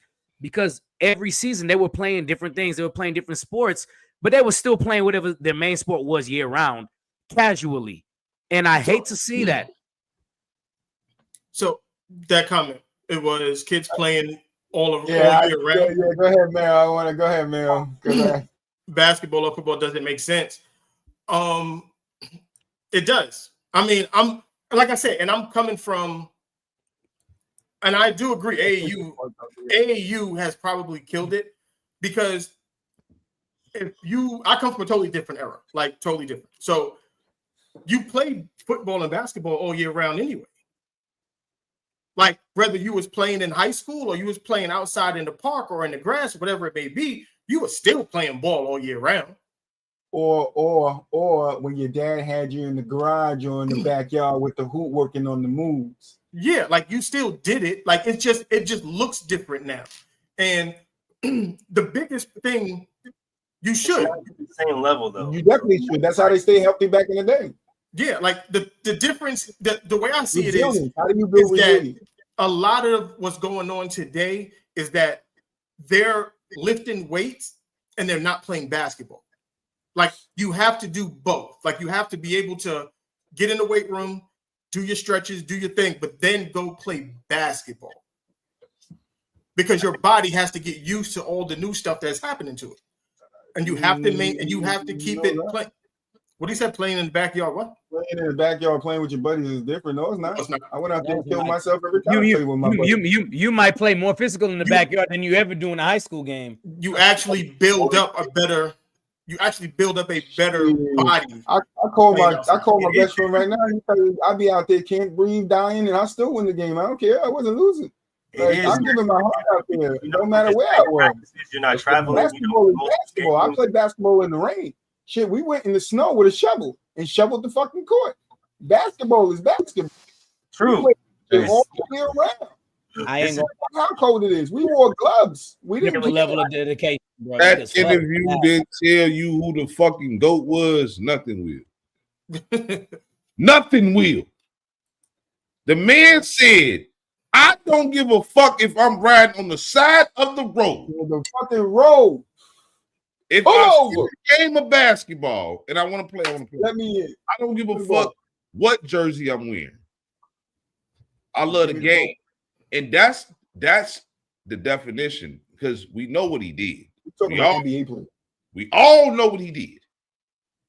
Mm-hmm. The man saying it don't matter if it's for a championship.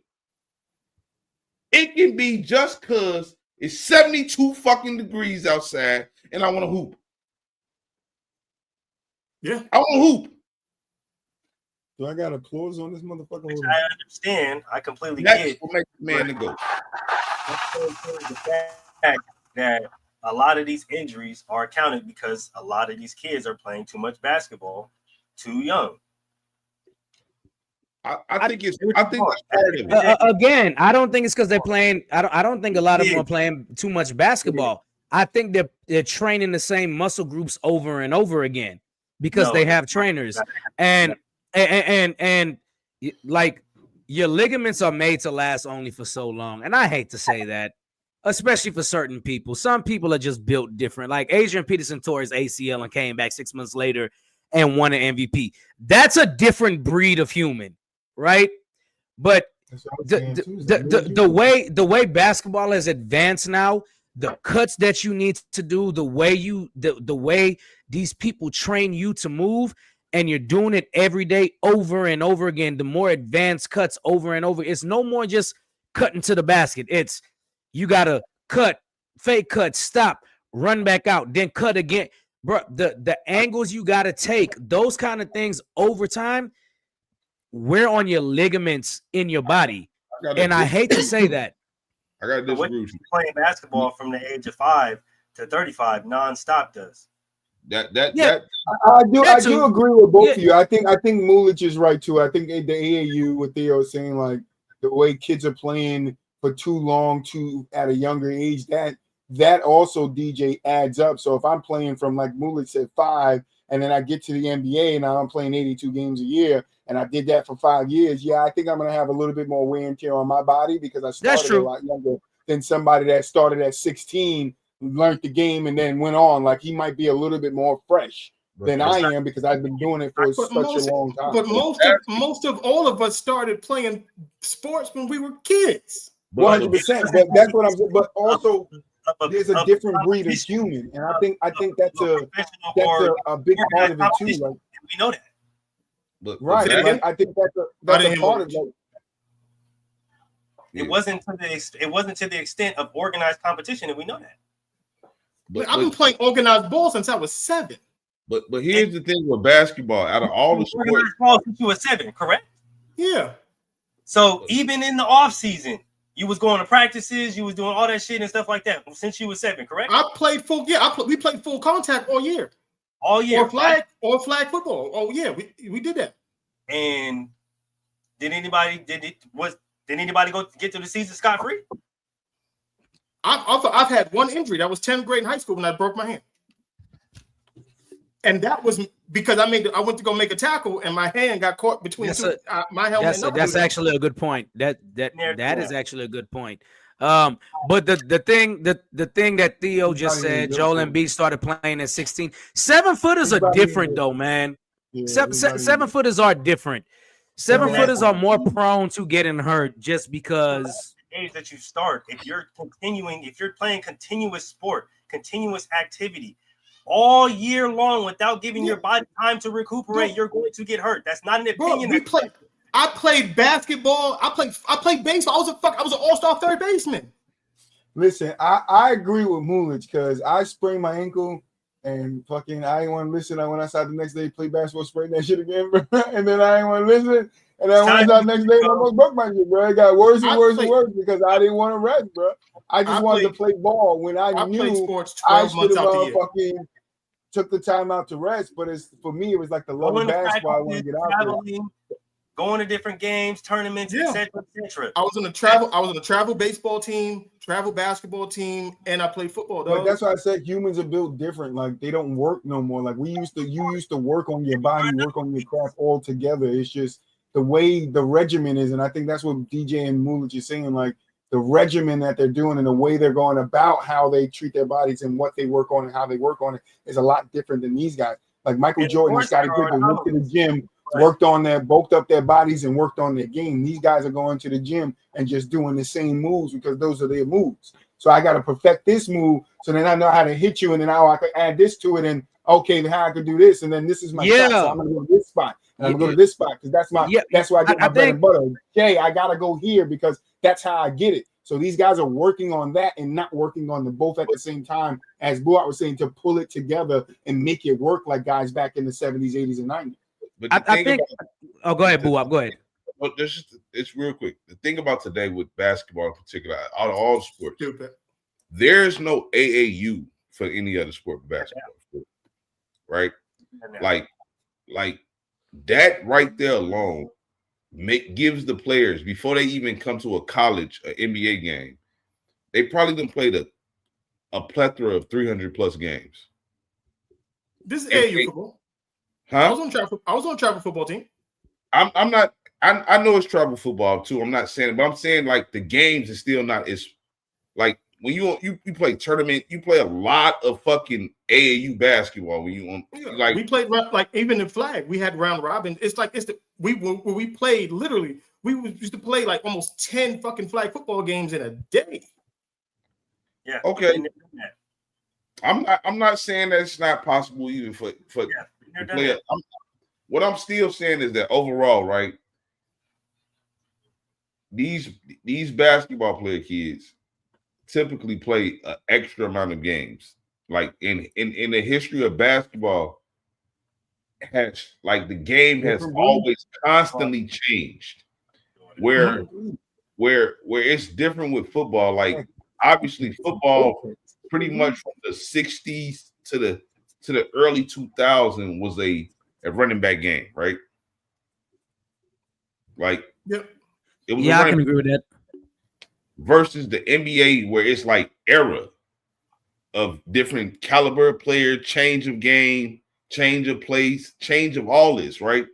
I just think the NBA is different. Like, you can the wear and tear that the players have because they're always on the court versus the NFL players, it's a little different. Yeah. Football players are in a collision that is the equivalent of being in a car accident at 52 miles an hour every play. But that's not every play though. I think one of the things that's missing missing today is that a lot of parents tell their kids they need to pick the sport that they want to play, and that's the sport they're going to train. Like Mel, you made a good point. You played select baseball, you played basketball, you played football. When you're playing year round in different sports, and Mel, you being an athlete, correct me if I'm wrong. Every sport has different benefits to different parts of the body, right? And I'm not saying a lot of them aren't interconnected, but a lot of them have a lot of them play different parts into where you're training and into how you're doing.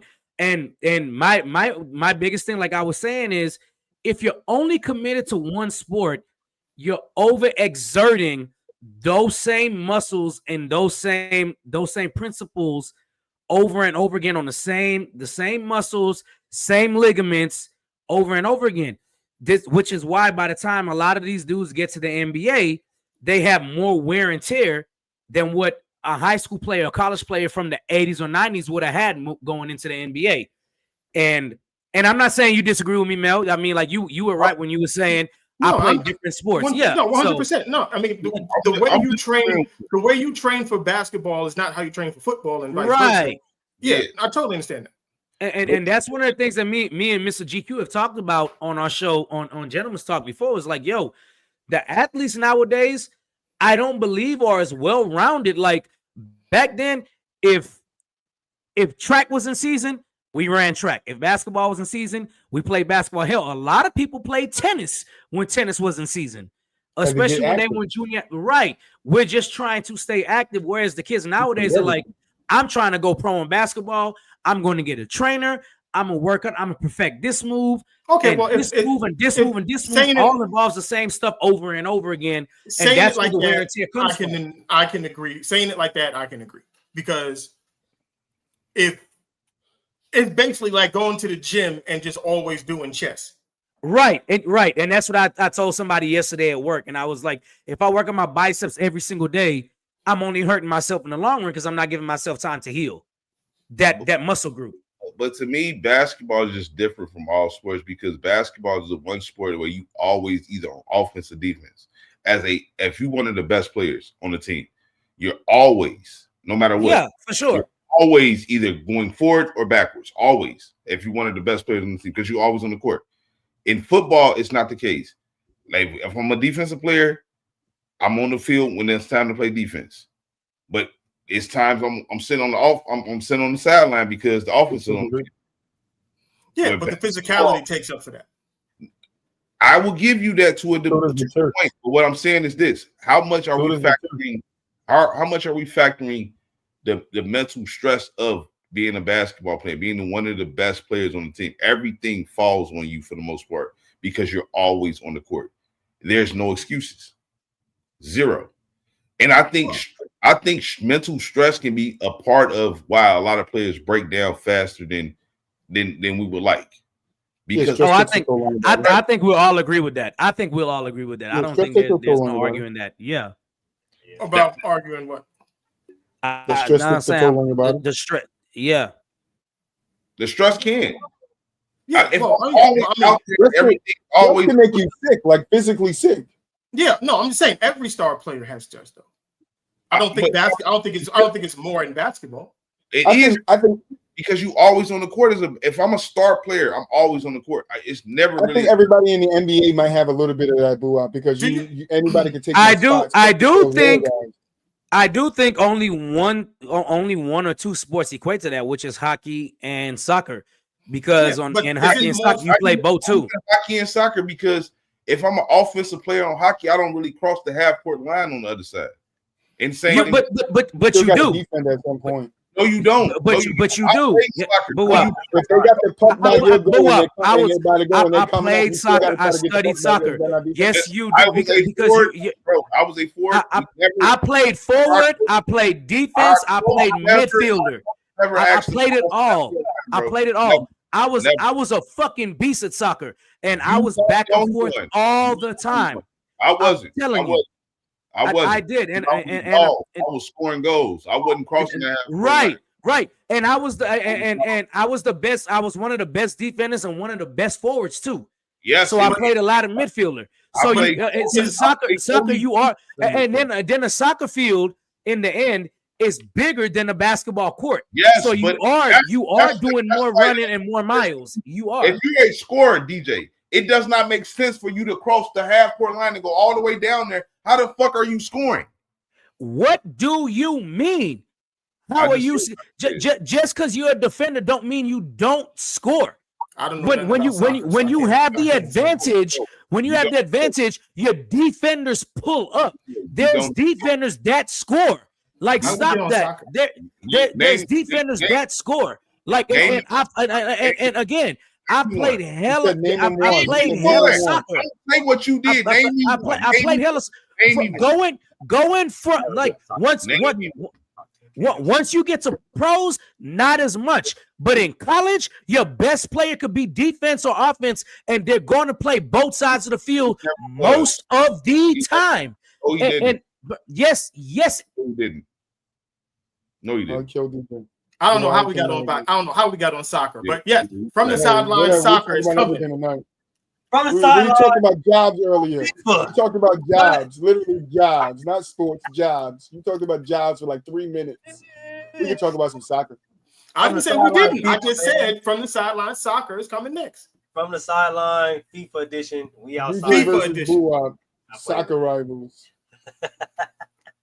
No, we didn't damn near been here for 2 hours, fellas. We can go ahead and get these final thoughts in, get up out of here, and save our rest of our thoughts for Monday or for Tuesday, because I already know we're going to come back and have a fire ass show. So, Boo-Wop, welcome back. Let's go ahead and get your final thoughts, man. Man, you already know, man. I had a little situation going on with the fam, but as always, man, I'll see y'all guys Tuesday or Thursday, man. And check out the rest of the gang, man, through the week. DJ? Tomorrow, y'all know what it is. Best damn football show on the internet, period. Inside the Huddle. I don't know yet. It depends on what time I get off of work. So that's that, and it also depends on if I have to go to work at 5 o'clock on Saturday. That's the reason why I haven't pulled up in a while, because I go to work early on Saturdays now. Of course, I saw that. I'm gonna leave it alone though. Light skin motherfucker. Anyway, Tuesday, make sure you're here for Basket to Basket. Wednesday, Gentleman's Talk. Thursday, right back here, Basket to Basket, off the glass. Y'all know what it is. If I don't see y'all Friday, I'll see y'all Wednesday. Mel, go ahead and talk to him, man. Yeah, this was dope. See, this is got Boo-Wop back, got the arguing and shit. See, this is good. Good. Got the energy in this place. Got the energy up. 2 cups, 3 blocks. What y'all doing to me? Yeah, look, I got him stressed out. He over there smoking up a storm right now.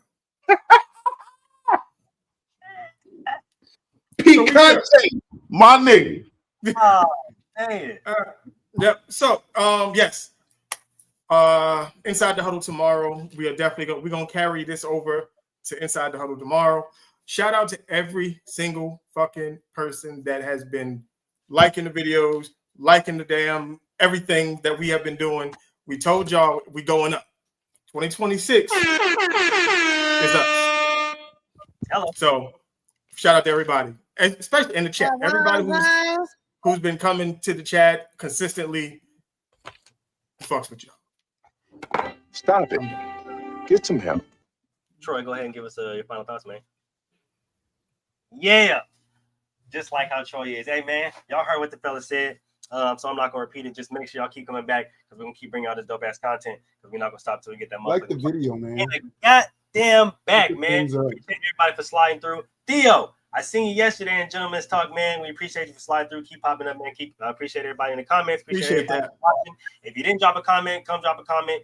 Tell your friend to tell your friend to tell your friend to tell a grandma. Come pop in, because we love talking sports. We're going to see y'all tomorrow Inside the Huddle. Don't miss it. Peace. Y'all finished or y'all done? I ain't got no more talking. Let's rock. Yeah, that's a wrap, but we be right back off the glass, straight facts. No cap, Troy Moolish, Boo-Wop. Mellow off the glass, from the paint to the arc, that's basket to basket. Yeah, we ran through the game, every take was official. Argument spicy, yeah, you know it got initial. From hot seat debates to them clutch time missions. If you miss 1 second, better run it back and listen. Troy with the vision, Moolish with the knowledge. Boo-Wop bring the flavor, make the whole room wobbly. Mel still mad every time Brown get a mention. That rivalry energy keep the show in contention. We appreciate the love, whether live or delayed. Rewind that debate and let it ride on your way. New episode dropping, yeah, you know where we at. Until next tip, oh, yeah, that's a wrap. But we be right back off the glass, straight facts. No cap, Troy Moolish, Boo.